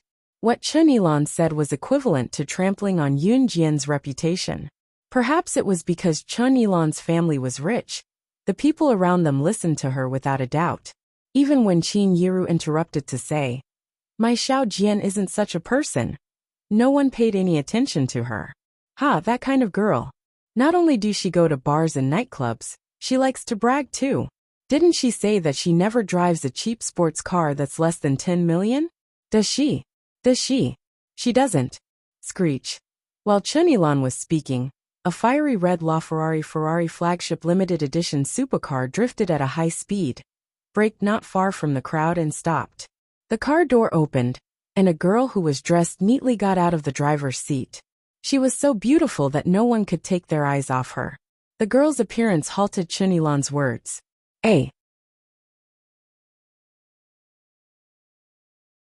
Chapter 2019. According to past practice, if anyone dared to be presumptuous in front of Yin Jian, they would end up dead. Dai Ani's tone was as flat as "Have you eaten today?" But it sent shivers down Pan Qian, Emo Lianhua, Song Yu, and the others' spines. Gun? Gun gun? Is this a real gun or a fake gun? Pan Qian was stuttering, shaking violently. She was obviously spooked by Dai Ani's action of taking out a gun. This must be a F*King fake gun. I've seen a real gun before. It's really heavy. This foreign woman is scaring you. Say Qian, how do you know this beauty? Aren't you going to introduce her? The boy who asked Pan Qian if she knew Yin Jian spoke confidently, even sizing up Yin Jian as he spoke. To attract Yin Jian's attention, the boy flipped his short hair. At the same time, Diana maintained her posture of pointing her gun at Pan Qian. She was waiting for Yin Jian's reply. As soon as Yin Jian gave the order, she would shoot Pan Qian dead. Once they heard the boy say that Diane was holding a fake gun, the group snapped out of their fear. Pan Qian was no longer afraid as well. She reached out to slap away the gun that Diane was pointing at her head, but the latter dodged it nimbly. So fast. One of the boys could not help exclaiming when he saw Diane's nimble dodge. Kids, let me give you a piece of advice. Get out of Sister Jian's sight right now, or don't blame us for taking your lives. Gui Lian spat coldly after a glance at Yun Jian, before turning to meet Pan Qian and the other's eyes. Take our lives? Do you dare? If we die, you'll be in jail for the rest of your lives too. Pan Qian refuted loudly when she heard Gui Lian. After that, Pan Qian studied Yun Jian from left to right before she spoke again. You're right. Yun Jian, I don't know where you found this actor. His acting sucks. If you really want to be a gang leader and mingle in the underworld so much, then why don't you become the gang leader's woman? Since you already have a rich boyfriend, it doesn't matter if you hook up with another one. But that's definitely a disgrace to Team Monarch's Killing God title. Humph. Did your rich boyfriend buy you the title of Team Monarch's Slashing God too? God knows if you're really that powerful. I think you'll be scared half to death when you see blood in an official gangster scene. Pan Qian glared at Yun Jian and continued to clamor. However, just as Pan Qian said this, Yun Jian narrowed her eyes. Seeing that there was no one around, she crossed her arms and coldly ordered Diana, "Listen up. Deal with it. Remember not to leave any traces behind. I still have to stay in Rivertown for a while." The 3 words dealt with were so flat that one couldn't feel the slightest rise or fall in it. However, this caused Pan Qian and the others to panic for no reason. Why you guys, don't get too immersed in the act. Let me tell you, Pan Qian stuttered as she pointed at Yun Jian and the other 3. However, before Pan Qian could finish her sentence, they heard the soft sound of a bullet being fired from the silenced pistol in Diana's hand. It was only then that Pan Qian and the others realized. Titi, this is a real gun. It's a real gun. Song Yu and Mo Lianhua, and all the young men and women present were so shocked that their expressions changed. Just as everyone exclaimed and thought that Pan Qian's head was going to explode, Yun Jian's deep and sharp eyes suddenly flashed. She turned sideways and used her elbow to block Diana's hand that was holding the gun, causing the bullet to deviate from the trajectory that should have exploded Pan Qian's head. Pan Qian knelt on the ground in shock. However, just as everyone thought that Yun Jian saved Pan Qian on purpose, because she was afraid of seeing a bloody scene, they saw Yun Jian snatch the silenced pistol from Diana's hand in 0.1 seconds. TSK. 3 soft sounds of the silenced pistol, including the shot that should have killed Pan Qian. There were a total of 4 shots. They accurately hit the 4 people who were hiding in the bushes and eavesdropping about 50 meters away. The 4 people were killed on the spot in front of Song Yu, Mo Lianhua, Pan Qian, and the others. Song Yu, Pan Qian, and the others widened their eyes in horror. She really dared to. She really dared to kill. However, before Song Yu and the others could scream, Yun Jian's voice, which was as cold as ice in winter, commanded Diana and the other 2 in a voice that was as cold as hell. Her voice was neither happy nor worried, and it was extremely cruel. It's the people from Reverse Emperor. Chase after them and leave no one alive.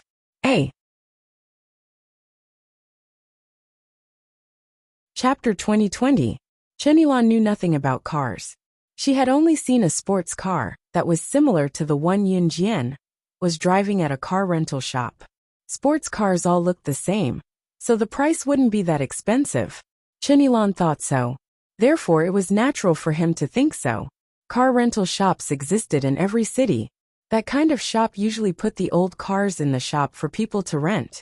For example, if you didn't have a car at home and needed a car today, you didn't need to buy a car to go home. At this time, you could just go to the car rental shop and rent a car to go home. The rental fee was also calculated by the daily fee. For example, if the rental car was an expensive sports car, the fee would naturally be higher than the car rental. If it was an ordinary car in 2002, it would only cost 80 to 90 yuan a day. Yun Jian's words just now caused an uproar in the hearts of the people present. Ferrari LaFerrari's flagship limited edition sports car. Most of the people present were from the countryside, so they didn't know much about it. But Yun Jian said that there were only 3 cars in the world, and the lowest price was 50 million yuan. Everyone present heard it clearly. You only sold 3 cars in the world. This came from a slightly knowledgeable middle-aged man. 50 million? This? An old woman heard this, rolled her eyes and stammered. She was so scared that her whole body trembled for a long time. And she didn't react for a long time. 50 million. Not to mention 50 million. Even if it was 500,000 yuan, it was still an absolutely shocking and astonishing astronomical number. As for Chen Yilan, when she heard Yun Jian's words, she had already rolled her eyes. Her whole body was muddled, and it was obvious that she was scared badly. This car was worth 50 million yuan?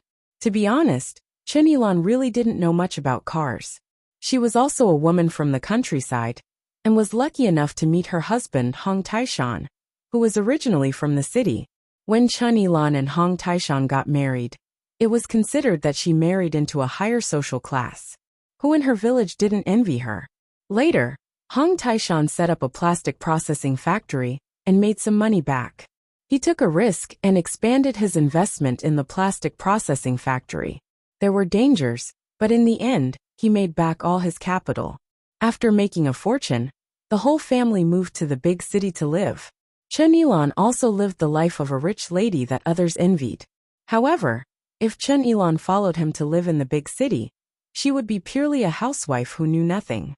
When she said that Yun Jian's car was similar to the sports car she had seen before, Chen Yilan felt guilty, because the sports car she saw was similar to Yun Jian's car, but it was much inferior to Yun Jian's car in terms of appearance. Now that she heard Yun Jian's words, Chen Yilan instantly felt like she had shot herself in the foot. Her expression changed drastically, and she looked so embarrassed that she couldn't bear to look straight at her. I've never seen a 50 million supercar before. Who knows if you're bragging or not? Chen Yilan said sourly. I didn't buy this car for 50 million. 50 million is the lowest price. I bought it at an auction for 300 million renminbi. Yun Jian said bluntly after Chen Yilan finished speaking with a cold smile. Since Chen Yilan wanted to compete, then she would play with her. It was a reward for Chen Yilan slandering her in front of those women. Unsurprisingly, Chen Yilan's face turned even paler after hearing this. However, it wasn't over yet. When Chen Yilan's face turned pale, Chen Yilan's husband Hong Taishan lowered his eyes and suddenly recalled what his brother said. This is indeed a Ferrari LaFerrari's flagship limited edition supercar. But isn't this one of the 3 supercars that were sold at sky-high prices at the largest international auction house a few years ago? I heard that one of the 3 supercars was bought by a top international business tycoon. The other one was bought by the 3rd richest person in the world. There's still one more. As he spoke, Hong Taishan turned to look at Yun Jian in disbelief. He swallowed hard and exclaimed in front of everyone, Yun Jian, you're the one who's going to die. The first 2 were bought by men. I heard from someone who knows the business that the last supercar was bought by one of the top figures on the International Secret Service assassin list. So could it be that you are, Chapter 2021. Could it be that you are one of the figures on the International Assassin ranking list? Because the first 2 were men, their identities, appearances, and ages were all public. Everyone knew their background. Only the figure on the International Assassin ranking list is extremely mysterious.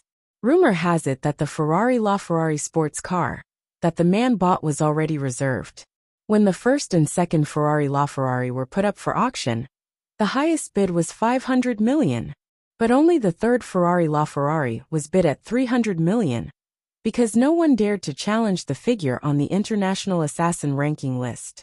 Otherwise, they wouldn't even know how they died. In that case you are. Hong Taishan looked at Yun Jian with a panicked and helpless expression in front of everyone. His face suddenly changed, as if he had seen the Grim Reaper. He was so scared that his face turned pale, and his lips and teeth trembled.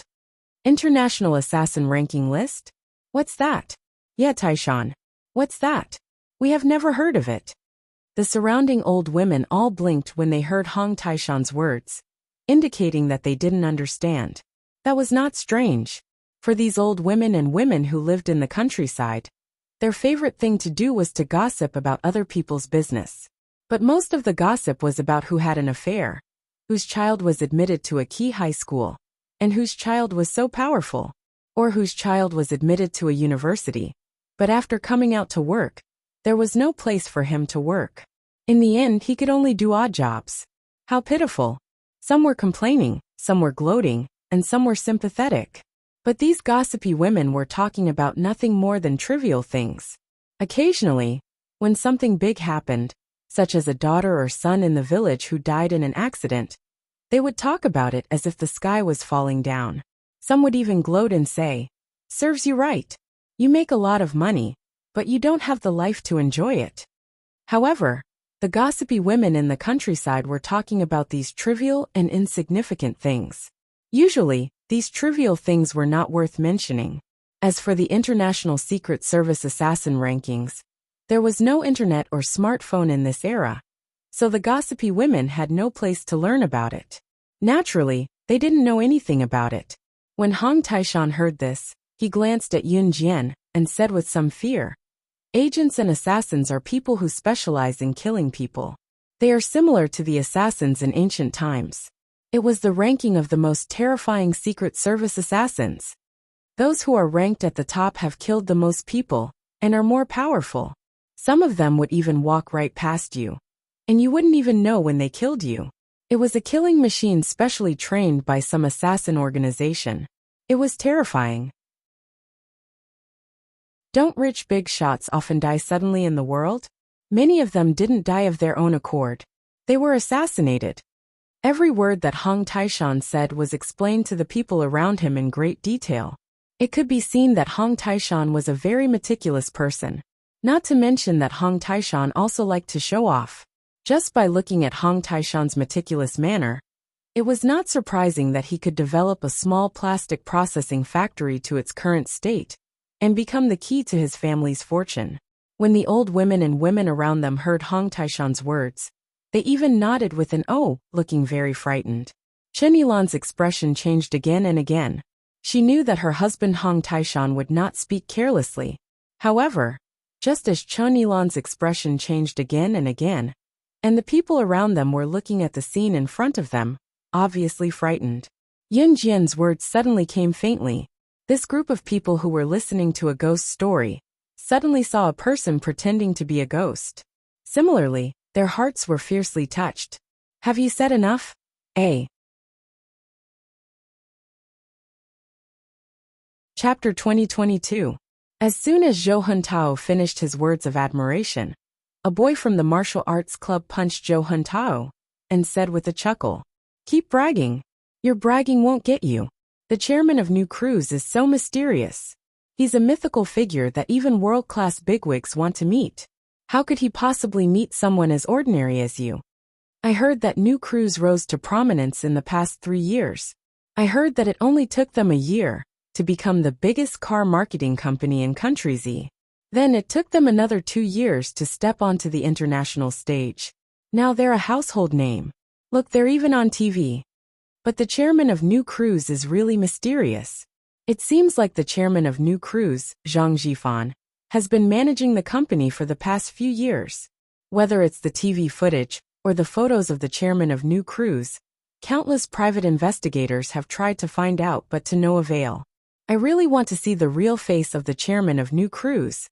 As he spoke, the boy began to sigh. To them, although they felt that they would never be able to meet the chairman of New Cruise in their lifetime, they still wanted to know what the chairman of New Cruise looked like, be it height, or weight. As they entered the year 2000, color TVs and cars were becoming more and more common. In this era, Country Z's economy was rising at a speed faster than a rocket. The people's standard of living had also undergone a drastic change to the point where foreigners were amazed. Therefore, it was not surprising that there were color TVs at this time. We want to see it too. That's right. I wonder when we can see the real face of the chairman of New Cruise. I'm so King excited. The members of the martial arts club woke up early for their morning practice. As long as there were no classes in the morning or afternoon, they would obediently head to the club's training ground to train. After a month, everyone's collective strength had improved by quite a bit. Everyone's admiration for Yun Jian grew as well. At the same time, everyone was surrounding Yun Jian as they walked back to school. No one noticed the slight glint in Yunjian's eyes when new cruise was mentioned. On the way back to the dormitory, Yunjian parted ways with the members of the martial arts club. Unexpectedly, just as she reached the dormitory, Yunjian bumped into Gu Ninji, who had come to Jiangqing to play with Yunjian. Ah, Yunjian and Qingyu have been abducted. I'm the only one left, how pitiful. Gu Ninji rushed up and hugged Yunjian, pointing out that Qingyu had been abducted by Yun-Yi in exasperation. Because her roommates were in the dormitory, Gu Ninji didn't want to go up, so she dragged Yunjian to go shopping. She even criticized Qingyu for being unkind while they were shopping. As they strolled around, Gu Ninji forgot about Qingyu's betrayal and dragged Yunjian to the store to pick out clothes for Yunjian to try. Gu Nin picked a miniskirt for Yunjian once she thought about it. Seeing how excited Gu Ninji was, Yunjian gave it a try. Just as she tried on the short skirt, Yunjian suddenly realized that she couldn't pull up the chain in this kind of waist-tight skirt. In spite of it, Yunjian did not think too much about it. She had been eating well for the past month, feasting on meat and fish every day. It was normal for her to gain weight. Hence, Yunjian changed back into her own clothes and walked out of the fitting room. Sister Jian, you're good. Why didn't you change into it? I think this dress suits you very well. You'll look beautiful in it. Gu Ninji asked in confusion. I can't wear it, it's too small. Yunjian passed the skirt to the attendant. Ah, too small. That's impossible. Sister Jian, you're so skinny, how can you not wear it? Gu Ninji came over to ask. As she spoke, Gu Ninji took the skirt from the attendant and circled it around Yunjian's waist to try it out. Just as she did so, her hand touched Yunjian's stomach. She looked up abruptly, her eyes glinting as she asked in surprise, really? Sister Jian, your stomach is much rounder now. It doesn't feel like it's extra fat. You're not pregnant, are you?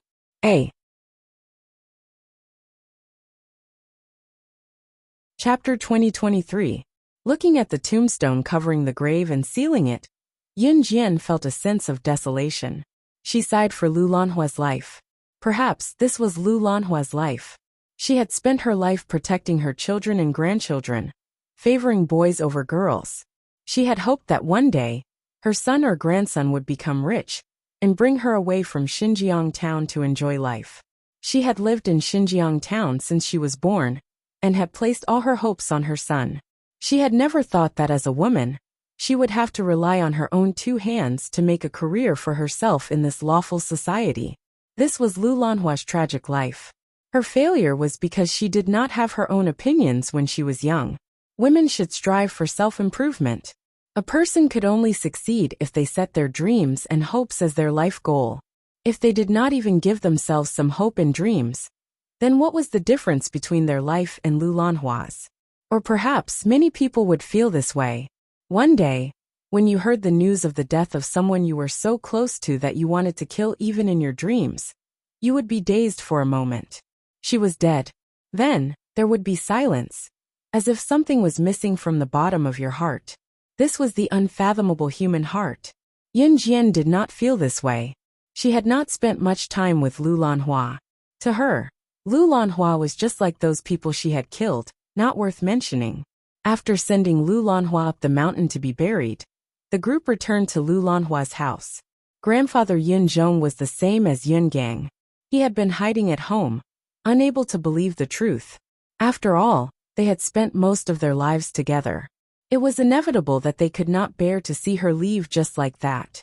Yun Jian had only seen grandfather Yun Zhong when she sent Lu Lanhua up the mountain to be buried.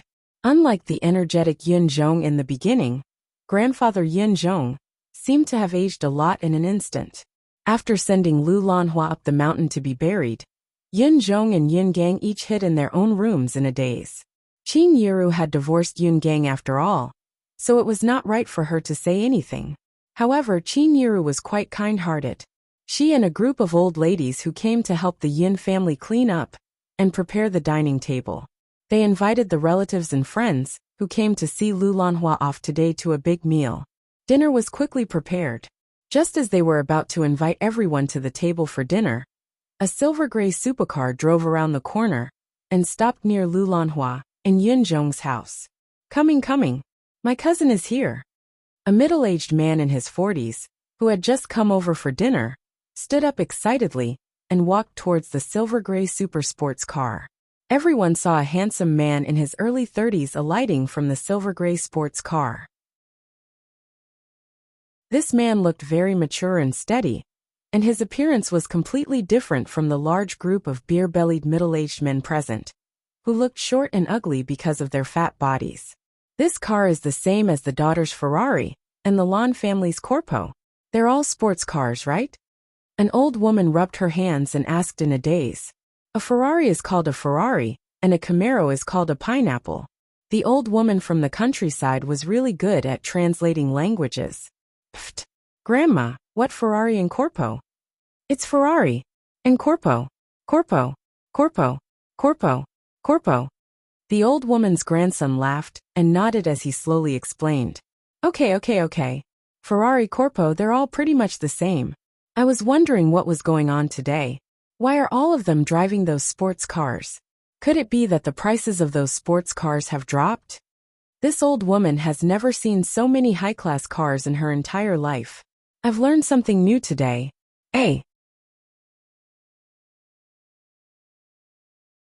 Chapter 2024. Of course, Song Yu couldn't have come out to play by himself and bumped into Yun Jian. This time, Song Yu had deliberately followed Yun Jian out, but he had hidden far away previously. Therefore, when Yun Jian and Gu Nianji were in the clothing store, Song Yu didn't hear what Yun Jian and Gu Nianji said. Now, he saw that Yun Jian and Gu Nianji were actually walking towards the hospital. Could it be that Yun Jian was sick? With this thought in mind, Song Yu quickly ran over. When she saw Song Yu, Yun Jian's eyelids twitched and she held her forehead. This Song Yu was really like a lingering spirit. Let's go. I'll take you to eat something delicious. Yun Jian gestured to Gu Nianji with her eyes, then turned around and walked in the opposite direction of the hospital's main entrance. Hey Yun Jian, I told you we weren't alright. What kind of delicious food are you taking me to eat? Gu Nianji originally wanted to say, aren't we going to check if you're pregnant? But just as the words were about to come out of her mouth, she heard Yun Jian say that she was going to treat her to something delicious. Gu Nianji rubbed her stomach and thought that she was hungry too. It was time to eat, so the words that were about to come out of her mouth stopped. Eating was more important. Eating was more important. Besides, even if Yun Jian was pregnant, she had to eat first. What if the baby in her stomach was starved? Gu Nianji rubbed her chin and felt that she was right. So she comforted herself and confidently led Yun Jian in the opposite direction of the hospital's main entrance. Yun Jian, are you feeling unwell? If you're not feeling well, I'll take you to the hospital. Let your friend eat by herself. Song Yu saw that this was a rare opportunity. If he offered to take Yun Jian to the hospital, then he would be able to show off in front of Yun Jian. Therefore, he wanted to walk towards Yun Jian and reach out to grab Yun Jian. After finding out that Yun Jian's background was clean and that Yun Jian was mysterious, Song Yu wanted to be with Yun Jian for a long time. If they got along well in the future, they would be able to rush down the aisle. Moreover, after witnessing Yun Jian's dark side, Song Yu felt that she was even more compatible with him. Because his family was also in the underworld. Could this be the legendary Golden Boy and Jade Girl? At that time, Yun Jian, Song Yu's side was Gu Nianji, and Gu's right Gu Nianji's hand. Song Yu wanted to grab Yun Jian's hand, so he had to go around Gu Nianji. Gu's. Song's into the back, of course. Nianji, SSS, who had just turned into Yun hats, and turned into a corners into a A's. Hiss. Song Yu sucked in a breath from the pain, but he could not show his ugly side in front of Yun Jian. Ha, sorry, I didn't see you. Gu Nianji glared at Song Yu, emphasizing the word human. As she spoke, she grabbed Yun Jian and walked in the opposite direction of the hospital's entrance. What Gu Nianji meant was that she did not see Song Yu as a human. Song Yu understood what she meant and flushed with anger. However, he could not lash out in front of Yun Jian. Just as Song Yu was fuming but unable to lash out, Yun Jian's phone beeped. Yun Jian glanced at the screen. Sister Jian, what's wrong? Did brother text you? Gu Nianji glanced at Songyu and went to Yun Jian's side to ask loudly on purpose. No. Yun Jian replied softly and added after a pause, let's go. My disciple is here for me. Huh. Zhang Xiaofeng's here in River City too? Haha, why didn't he team up with me since he's here? To think that I'm his sister now. Gu Nianji spat. Songyu, who stood on the side, had no idea who Yun Jian and Gu Nianji were talking about. He clenched his fists. Yun Jian's eyes were narrowed and red as she replied faintly, it's not him. It's my new disciple. A. Chapter 2025. The one who came to Earth from Deity Continent to look for her. Yun Jian smirked. Oh my sister Jian, you actually took in another disciple behind my back. What does he look like? Is he as handsome as I am? Otherwise I won't acknowledge him. Once Gu Nianji heard that Yun Jian had taken in another disciple, she patted her hair to let her fringe fall before playfully flipping her hair like a dashing man. However, Gu Nianji's imitation of a dashing man was a hilarious one. When she flipped her hair, her head swayed along with it. You have to know that I'm the top expert in the continent, matchmaker Gu Nianji. Not only am I handsome, but when I'm ruthless, I can even beat myself up. Hey, Sister Jian, why are you still so far away? Gu Nianji had been putting on a dashing pose, but when she glanced at Yun Jian from the corner of her eye, she realized that Yun Jian had already walked away with her hands in her pockets. Gu Nianji abandoned her pose immediately and chased after Yun Jian like a chick chasing after a hen that had gone far away. The top expert in the continent, Songyu, who stood where he was, repeated with a frown when he heard Gu Nianji. Since he could not figure it out, he decided not to think about it. What top expert in the continent? The continent? Could it be that she still thought of herself as someone from another world? Why were the people following Yun Jian a bunch of weirdos? This would not do. After he got Yun Jian, he had to make Yun Jian stay away from these weirdos. As he thought about it, Songyu ran after Yun Jian and Gu Nianji. Inside the hospital, buildings were lined up neatly. All the outpatient buildings in the hospital were surrounded by walls like school buildings, cafeterias, and other places that belonged to the school.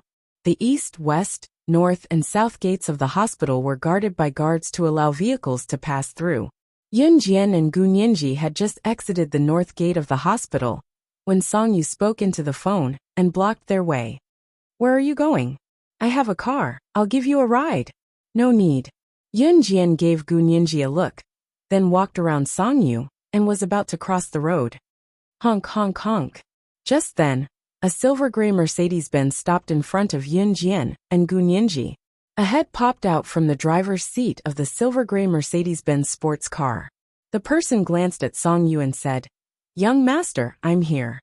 Seeing his cool silver-gray Mercedes-Benz sports car parked in front of Yun Jian, and his housekeeper calling him, Young master, in front of Yun Jian, Songyu felt a little proud. This car is mine. Beauties, hop in. Songyu tilted his head and opened the door for the front passenger seat, looking like he was inviting Yun Jian to get in. One had to know that many girls knew that he had a Mercedes-Benz sports car at home and would fight to get in. Songyu looked at Yun Jian expectantly. Just when Songyu thought that Yun Jian and Gu Nianji would fight to get in, a fiery red flagship limited edition Ferrari, La Ferrari, came drifting from afar with a hard brake and parked beside Songyu's Mercedes-Benz sports car. When the two cars were parked next to each other, it was easy to tell which one was more expensive than the other. Just as Songyu was stunned, the sudden appearance of the limited edition LaFerrari sports car, that only 3 units were sold in the world. The supercar that was usually talked about and envied by the boys was right in front of him. While he was amazed and wondering about the origin of the sports car, a woman walked out of the car. A woman got down from the Ferrari LaFerrari and went to Yun Jian, passing the car keys to her right in front of Songyu and saying softly, I'm sorry. Sister Jian, your car. The limited edition sports car that he talked about with the boys, the one that they could only dream of, but could not get their hands on, was Yun Jian's. Songyu's eyeballs were about to fall out of their sockets. At the same time, Yun Jian and Gu Nianji had already gotten into the Ferrari sports car. Before they left, Yun Jian left Song Yu with a statement that made him look like he had just eaten sh*t. The words that came out of her mouth nearly made Song Yu vomit blood. "I'm sorry, your Mercedes-Benz sports car specifications are too low. I've never sat in such a low-quality sports car, and I'm not used to it."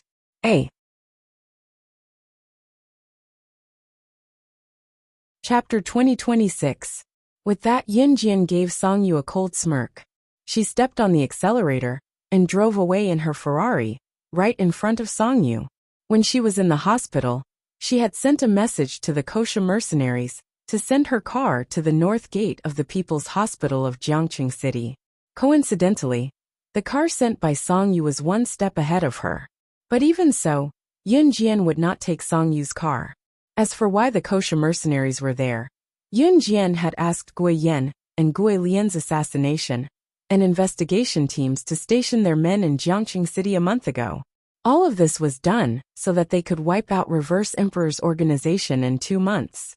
Of course, since she needed a car anytime, someone would send her a car. Song Yu's face darkened when he saw Yun Jian driving away at an alarming speed. Young master, this car." The butler in the driver's seat called out carefully when he saw Song Yu's expression. "Get out of the car." Song Yu closed the door of the passenger's seat and walked to the door of the driver's seat.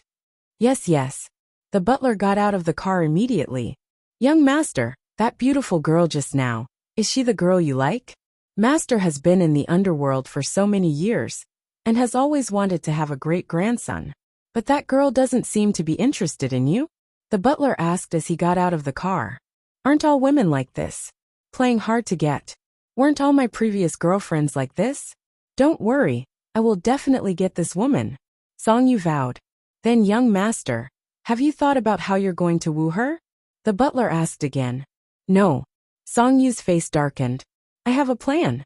No matter how strong this girl is, she is still a girl. Young master, you should be like this." Yun Jian did not know what Song Yu and the butler were talking about. At that moment, Yun Jian slowed down the car and drove to a very famous park near the University of Electronic Science and Technology of China. Stepping on the brakes, Yun Jian and Gu Nianji got out of the car. A man in his 20s stood in the park. He was handsome, and his hair was neat and tidy. He stood in the park without saying a word. Some couples who were having an affair, and aunties who passed by with their children, could not help taking a second look when they saw him. The man was none other than Li Nong, a god from Deity Continent. When Li Nong saw Yun Jian, he cried out in surprise, "Master!" Li Nong, who had just arrived on Earth, was quite decent. He adapted to life on Earth very quickly. At that time, Li Nong was wearing a clean white shirt and a pair of dark black jeans, outlining his slender figure. He was as handsome as a movie star. "Kid, your sister Jian's new disciple?" Gu Nianji put her hands on her hips and walked up to Li Nong with a ferocious expression. She looked him up and down from left to right. When he saw Gu Nianji suddenly appear in front of him, Li Nong's fair and delicate face didn't change at all.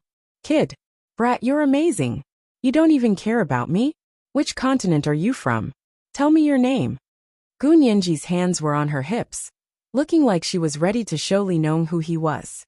Yun Jian's lips curled in amusement at the sight. "Deity Continent, Li Nong."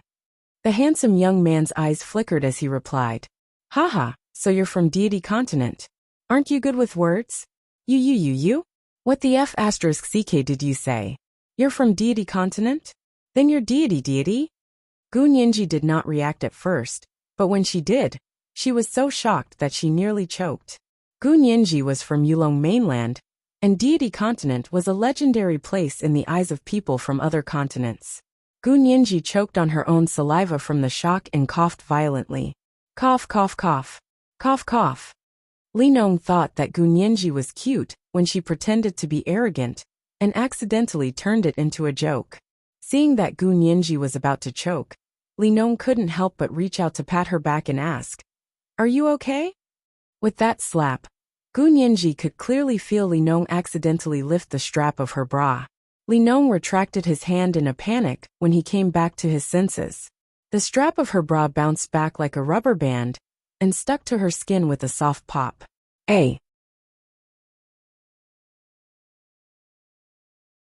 Chapter 2027. The slap sound was originally very soft. It was so soft that only the two of them, Gunyinji and Linong, could hear it. However, the park was very quiet. It was so quiet that even the chirping of birds and insects could be heard. In such a quiet park, Linong saw that Gunyinji, who was choking and coughing, was almost out of breath. He reached out to kindly pat her back to relieve her. However, he never expected that his long, fair, and neat fingers would accidentally pick up the strap of Gunyinji's underwear.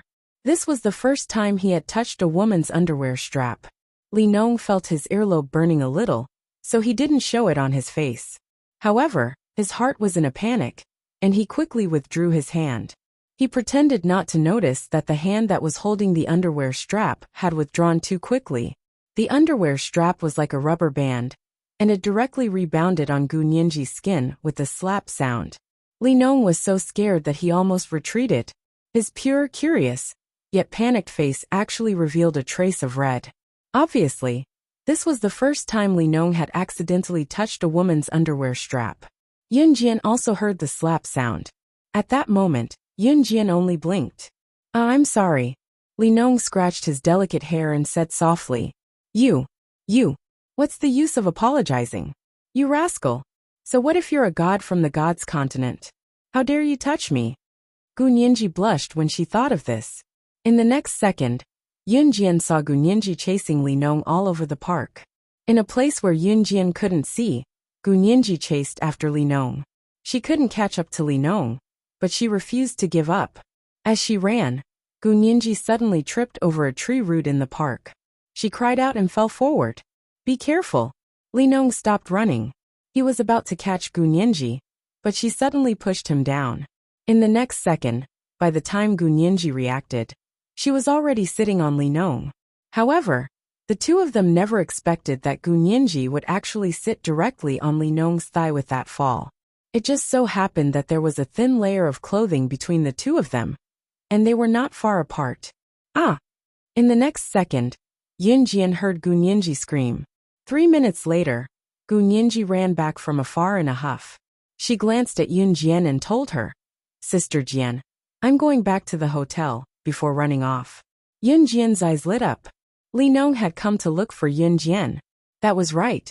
So Yunjian asked Linong to get a room at the hotel where Gunyinji was staying. Yunjian had no idea what happened between Linong and Gunyinji after that. 3 days later, Yunjian secretly went to the hospital for a pregnancy test. Yunjian was still in a daze when she received the list. She's actually pregnant. The baby is a month old. More than a month. Wasn't that the time at the beach by the rock? It turned out that she did not take birth control pills that day, and was really pregnant. Although the mystery man was still alive, and Yunjian was afraid that her pregnancy would cause problems, she was both surprised and delighted when she heard the news. She did not plan to tell Ce about her pregnancy right away. Ce would definitely be surprised if he knew. But looking at the time now, the mystery man should have recovered, and could assassinate her and Ce at any time. If he knew that she was pregnant, he would definitely protect her with his life. Therefore, even if she had to tell him, Yunjian planned to tell him later. However, just as Yunjian was about to stuff the pregnancy test into her pocket and walk out of the hospital, a slender and well-defined hand snatched the pregnancy test that Yunjian was about to stuff into her pocket. His familiar voice rang out immediately. What's this? Yunjian looked up and saw Ce's handsome side profile that made one forget to breathe. Yunjian did not expect Ce to come to her at this juncture. She was so shocked that she wanted to take the pregnancy test back from Ce. However, it was too late. Ce's deep gaze had already scanned the doctor's note beside the pregnancy test. Pregnancy confirmed.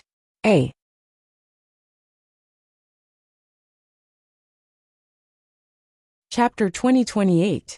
The words pregnancy confirmed were striking.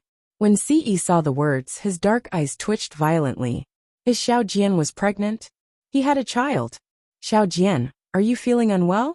Are you feeling unwell? CE stuffed the pregnancy report into his pants pocket after reading it, and wrapped his arm around Yun Jian's slim waist like he was protecting a national treasure. Did she kick you? CE placed his other hand on Yun Jian's abdomen and stroked it gently. For the first time, his handsome face that was infuriatingly handsome yet aloof showed a surprised smile. It's only been a little over a month. She shouldn't be in human form yet, right? Yun Jian blinked. CE was clueless about all this. He even thought that the child would kick its mother's stomach once she was pregnant. At the same time, Yun Jian was about to walk out of the hospital. When they were about to go down the stairs, CE scooped Yun Jian up horizontally and turned to head to the gynecology department. Yun Jian blushed like a red apple. It was an expression she would only show in front of CE. Where are we going? Yun Jian's eyes flickered when she saw CE carrying her back to the gynecology department. She did not know why. We're going to ask the doctor how to prevent miscarriage. CE was clueless, but he was willing to learn for her. I can walk on my own, Yun Jian said with a blink as she was carried by CE through the crowd in the hospital.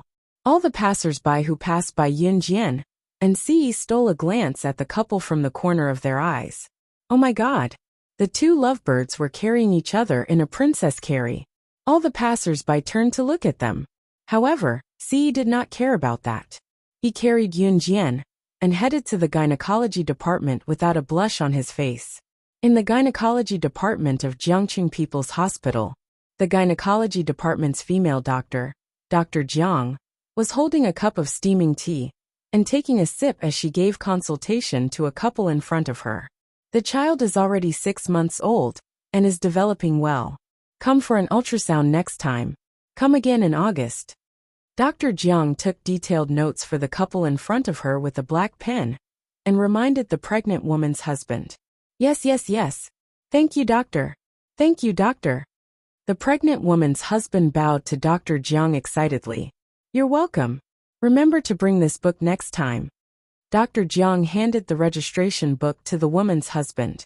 Just as Dr. Jiang passed the registration book to the pregnant woman's husband, she saw CE who carried Yun Jian into the clinic. Yun Jian was Dr. Jiang's gynecology department's. Dr. Jiang shook her head in pity when she saw how young and pretty Yun Jian was, but she was pregnant with a child, and the child's father did not come with her. She really did not know what kind of scumbag had ruined this young lady. Therefore, when she saw CE carrying Yun Jian, Dr. Jiang was still in a daze for a moment. What was going on? She was not ruined by a heartless man? Are you here for an abortion? You're still young. You should take precautions in the future. Don't be afraid when you're pregnant. If you have too many abortions, you won't be able to get pregnant in the future. Sigh, young people nowadays. When do you plan to have an abortion? I'll arrange it for you. Dr. Jiang shook her head and picked up her black pen. She wanted to set the date for Yun Jian's abortion. Most of the college students she met secretly came alone to have an abortion. Of course, there were also boyfriends who accompanied them to have an abortion. There were even many girls who had an abortion 3 or 4 times in a year. Dr. Jiang had seen many of them. When the couple next to them heard Dr. Jiang's words, they glanced at Yun Jian and CE with a strange gaze. However, they saw CE put Yun Jian down and hugged Yun Jian in his arms, as if he was protecting a treasure. The moment Dr. Jiang was about to register the abortion date, CE's eyes flashed. He said bluntly, "You're a doctor. Tell me how to take care of the fetus."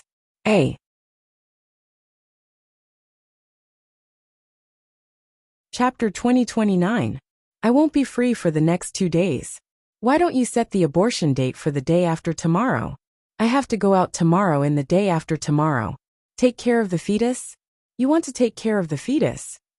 Dr. Jiang had originally taken out her notebook to mark out the date for Yun Jian's abortion, and asked Yun Jian and CE to choose a specific date. But who would have thought that CE would actually say that they wanted to take care of the fetus? Take care of the fetus? Was this for real? It was very common for university students to date each other nowadays. If you walked on the streets, you would see university couples walking hand in hand sweetly. Many university students who did not have enough life experience and yearned for adult life would steal the forbidden fruit and not know how to protect themselves. This also led to the fact that in recent years, university girls who secretly came to the hospital for an abortion accounted for most of the abortions in the year. In Dr. Zhang's words, those who had the guts felt good, but those who did not had the guts to give birth. They had to secretly come to the hospital for an abortion without telling their parents, classmates, and teachers. If the situation was better, the boyfriend would accompany the girl for an abortion. If the situation was worse, the girl would secretly come to the hospital alone to bear the burden. Dr. Jiang had worked in the gynecology department for many years. She had seen many such things and was used to it. There were many university students who came to the hospital for an abortion. There were countless boyfriends who accompanied their girlfriends to the hospital for an abortion and urged the girl to get an abortion quickly. They were afraid that the girl would not get an abortion and would blame it on them. However, Dr. Jiang had never seen someone like CE. As soon as he walked into the outpatient room, he did not anxiously ask when the abortion could be done. Instead, there was a hint of nervousness on his handsome face as he asked how to take care of the fetus. "Are you sure you want to take care of the fetus?" Dr. Jiang repeated. "Are you sure you want to take care of the fetus and not have an abortion?" "Yes, I'm sure." Yun Jian nodded. Although Yun Jian did not want to tell CE that she was pregnant immediately, Yun Jian had never thought that she would have to have an abortion after being pregnant. To Yun Jian, since the child was born, it had the right to be born into this world.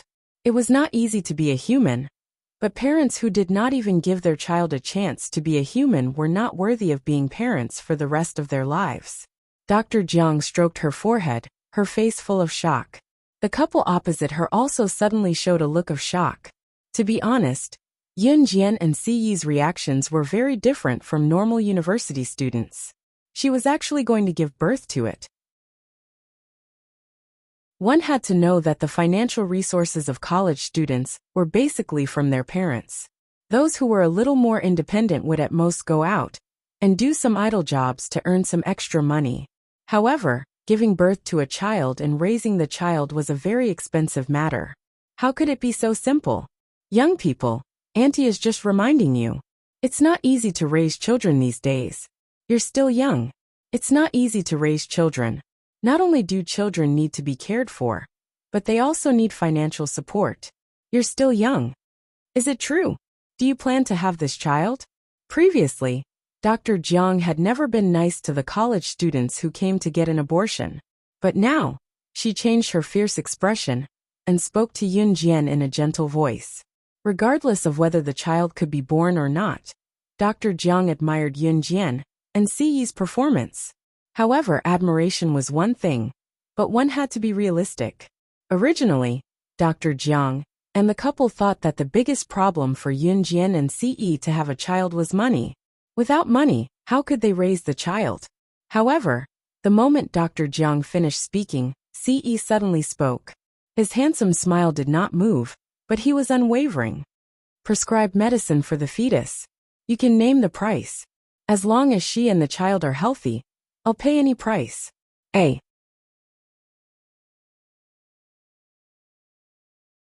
Chapter 2030. He would pay however much it cost. Was this man a rich second-generation heir? Was he that rich? What Dr. Jiang said just now revolved around one main theme.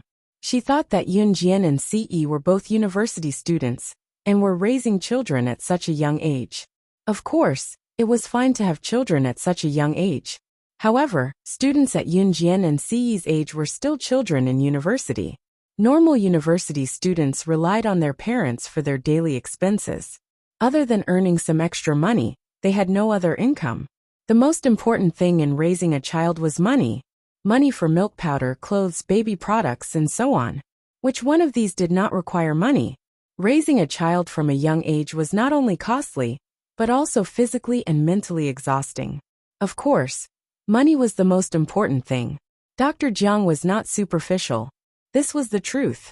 Without money, one could not do anything, much less raise a child into adulthood. In spite of it, CE's words shocked Dr. Jiang and the couple sitting opposite her. As long as Yun Jian and the child's health could be guaranteed, he would pay however much it was. On second thought, if CE was a rich second-generation heir and had a rich father, it would not be so rare for his girlfriend to get pregnant and give birth to a child. Perhaps the rich second-generation heir only wanted a girl to give birth to a child and did not want to marry the girl into his family? Dr. Jiang shook her head and stopped thinking about it. She wrote down some pregnancy-stabilizing medicine for Yun Jian in her notebook. In 2002, doctors and hospitals were not as high-tech as they were now when prescribing medicine. Now they only needed to enter the prescription into the computer and swipe their medical card. In this era, doctors would write down the prescription in the hospital's notebook and let the patient pay at the cashier to get the medicine. After Dr. Jiang was done prescribing the medicine, she carefully reminded CE of some things that pregnant women should pay attention to before handing the notebook to CE. Remember not to have sexual intercourse in the first 3 months of pregnancy, or it might lead to a miscarriage. Don't do it too frequently after 4 months. CE remembered every word that Dr. Jiang said clearly. This was related to his Xiao Jian and his child's health, so of course, he had to listen carefully. CE and Yun Jian listened carefully and began to look forward to the arrival of their child. A paramedic rushed in. The medical staff rushed into Dr. Jiang's outpatient room. The person held a stack of data sheets in his hand and shouted at Dr. Jiang in shock. Dr. Jiang, there's been a mistake. I made a mistake just now. The female university student named Yun Jian was not pregnant. He must have mixed it up with the data of another female university student. The pregnant one is another female university student. Both Yun Jian and CE's eyes glinted with a deep glint. Not pregnant. What's going on? Dr. Jiang was also surprised. Then Dr. Jiang stood up and asked. 15 minutes later, Dr. Jiang bowed deeply to Yun Jian and CE and apologized. She said that the ultrasound machine had mixed up the data of a college girl not long ago. The one who was pregnant was not Yun Jian, but the other university student. Yun Jian was slightly disappointed when she heard the news, but she breathed a sigh of relief. After all, it was too sudden for her to be a mother. Welcoming the child when she was prepared was the wisest choice. CE frowned and looked at Dr. Jiang from the side, repeating, "Not pregnant." "Yes, your girlfriend isn't pregnant." Dr. Jiang nodded. Initially, she thought that CE was genuinely nice to Yun Jian, which was why he asked for Yun Jian to give birth to his child. However, looking at CE's current expression, Dr. Jiang felt like he was about to kill someone. Could it be that he was a rich second-generation heir who wanted his girlfriend to give birth to his child? Was he going to flip out now that he knew that his girlfriend was not pregnant? Dr. Jiang sighed. This girl named Yun Jian would probably fall out of favor with this man in the future. Just as Dr. Jiang thought so, CE pulled Yun Jian into his arms and pressed her head against his chest. In front of Dr. Jiang and the paramedic just now, he told Yun Jian gently, "Xiao Jian, whether you're pregnant or not, I'll protect you with my life."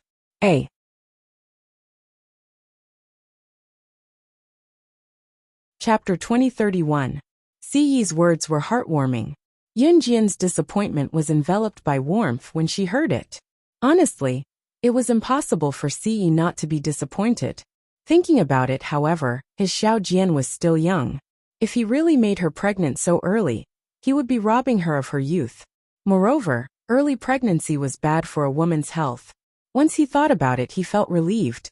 Do not ask how CE knew that early pregnancy was bad for a woman's health. Dr. Zhang's consultation room was a gynecology consultation room. There were posters on the wall beside Dr. Jiang about pregnancy. Early pregnancy was bad for a woman and her baby's development. Of course, if she accidentally got pregnant, abortion would be even more harmful to her health. CE would never let Yun Jian do that. Now that she was not pregnant, she could only say that she was a little disappointed. Hearing CE's words, Yun Jian was touched. She grabbed Dr. Zhang's large palm in front of her and nodded. No matter what happened, she would go through thick and thin with him. Dr. Jiang had seen many couples, but she had never seen one like Yun Jian and CE. Knowing that they were pregnant, both of them were determined to keep the baby. Both of them were university students, so the man did not urge the woman to have an abortion. On the contrary, when Ce found out that Yun Jian was pregnant, he carried her in carefully with joy on his face. Later, when he found out that Yun Jian was not pregnant, Ce said what he did. He said that he would protect her with his life. These words were not grand and vigorous, nor were they exaggerated. Instead, they were very ordinary and simple, yet they were able to warm one's heart. It was Dr. Zhang's first time witnessing such sincere love. She was truly stunned. Before Yun Jian and Ce left the clinic, they accidentally caught a glimpse of the name of the girl who was really pregnant. Yun Jian was not unfamiliar with the girl's name. It was Lianhua. After leaving the hospital in shock, Ce saw that Yun Jian was also hungry, so she dragged Yun Jian to a nearby restaurant for a meal. For the next 2 days, Yun Jian took 2 days off. She stayed with Ce for 2 days and went sightseeing near the university town. They lived like a normal couple. Of course, Ce did not neglect what he was supposed to do. However, during this period, Ce had taken sufficient precautions. It was better to wait for both of them to get used to it, and for his Xiao Jian to grow up before having children. 2 days later, Ce returned to Anhun as scheduled. Yun Jian, who had taken 2 days off, also returned to school.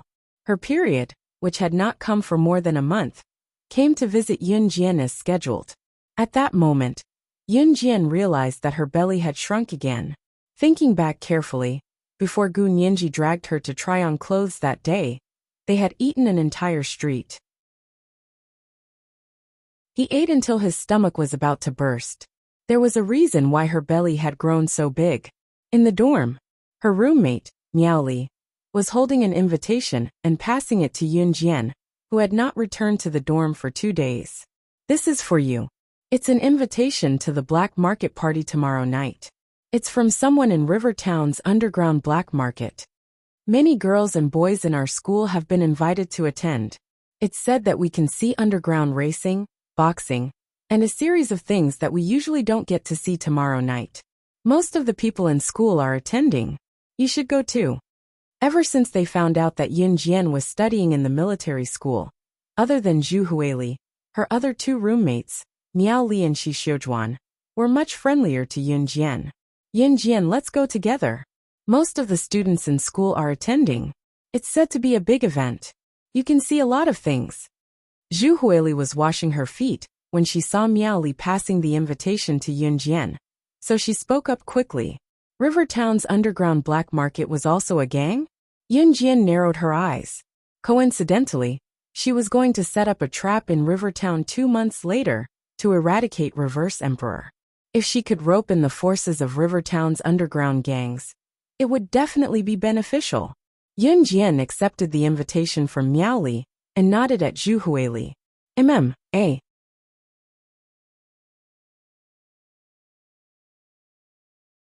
Chapter 2032. Miao Li heaved a sigh of relief when Yun Jian agreed to participate. This was an invitation that had never been given before. The underground gang actually sent invitations to the students of the University of Electronic Science and Technology of Jiangcheng and some students of the University of the East. Of course, Yun Jian did not know that this was not a coincidence. However, Yun Jian could guess what was going on. However, she would deal with whatever came her way. She, Yun Jian, was never afraid of anything. That night, at Jiangcheng University of Electronic Science and Technology of China, downstairs of the female dormitory, Miao Li stood behind a big tree and looked at a man. This man was none other than Song Yu, the campus hunk of Dongfang University. At the same time, Song Yu had another identity. He was the son of the leader of the underground gang in Jiangcheng. "Have you done what I asked you to do?" Song Yu asked Miao Li when he was 3 meters away from her. "She has accepted the invitation and said that she will come." Miao Li swallowed her saliva and nodded. "That's good. You will be rewarded later." Song Yu nodded. Then he looked around and left the place quickly. November 8, 2002. That day was also the day of the event as stated in the invitation letter. At 6:00 p.m., Yun Jian did not put on any makeup. She went out without makeup and wore casual clothes.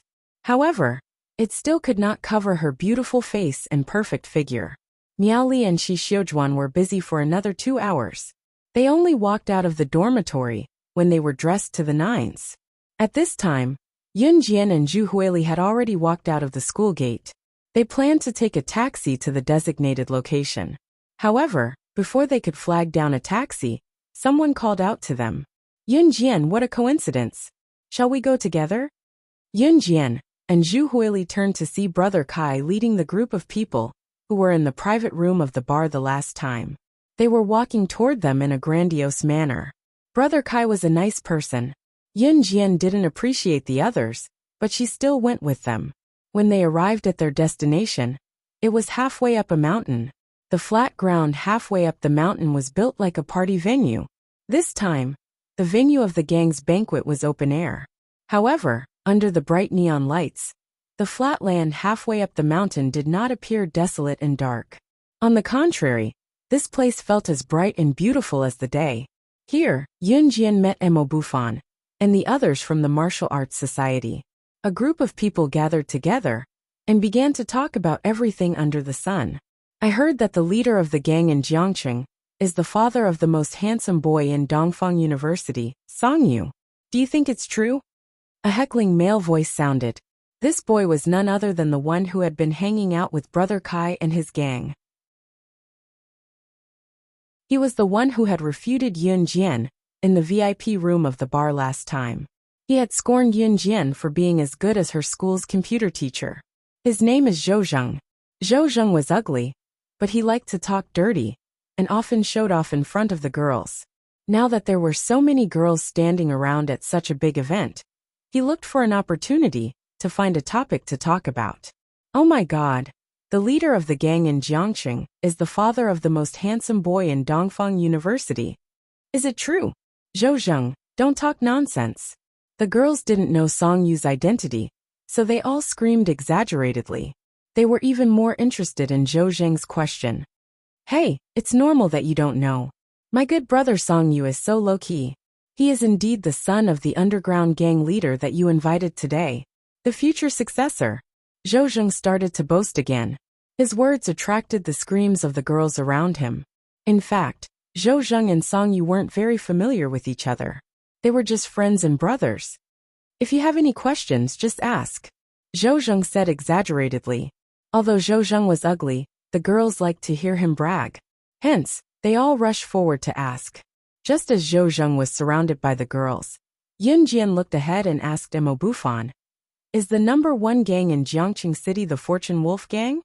After hearing Yun Jian's words, Emo Bufan nodded. Yes. Hearing this, Yun Jian's lips curled into a red arc. Puffed. You went to university in Jiangqing City. Haven't you heard of this?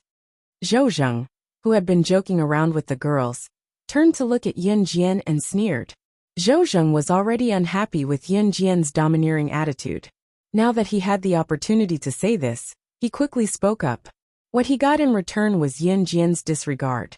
Zhou Zheng was very unhappy about this. Look, that's Song Yu, the most handsome boy in school. At this moment a girl's voice was heard. Everyone turned to look at him. They saw Song Yu standing next to a masculine middle-aged man in his 40s or 50s. He was surrounded by a group of bodyguards, and they were walking towards them. That must be the boss of the Fortune Wolf Gang. Oh my God! Song Yu is so handsome. He's so low-key. He even hid his identity as the eldest son of the Fortune Wolf Gang's boss. There were a few more screams and cheers. At this moment, Song Yu walked towards Yun Jian and the others while the girls screamed. Song Yu was a little proud when he brought his father to Yun Jian and the others. Especially when Yun Jian looked sideways at her father, the boss of the number 1 gang in Jiangqing City, Song Fan. She must be thinking that her father was the boss of the number 1 gang in Jiangqing City. Then she must be stunned. As soon as Song Yu thought of this, he raised his head proudly. However, before Song Yu could raise his head, Yun Jian looked at Song Fan, the boss of the Fortune Wolf Gang. Her aura was not inferior to Song Fan's at all. She curled her lips and spoke directly to Song Fan in the tone of the boss of the number 1 gang in Jia Province. Are you Song Fan, the boss of the number 1 gang in Jiangqing City, the Fortune Wolf Gang? You're tuning in to the Lee May's Sword of Destiny YouTube channel. We're so grateful for your support, and don't forget to subscribe to join us on this incredible journey through captivating stories. Your generosity through donations truly makes a world of difference, as it's the primary source of revenue that allows me to expand and enhance this channel for you. Thank you from the bottom of my heart for being a part of this adventure.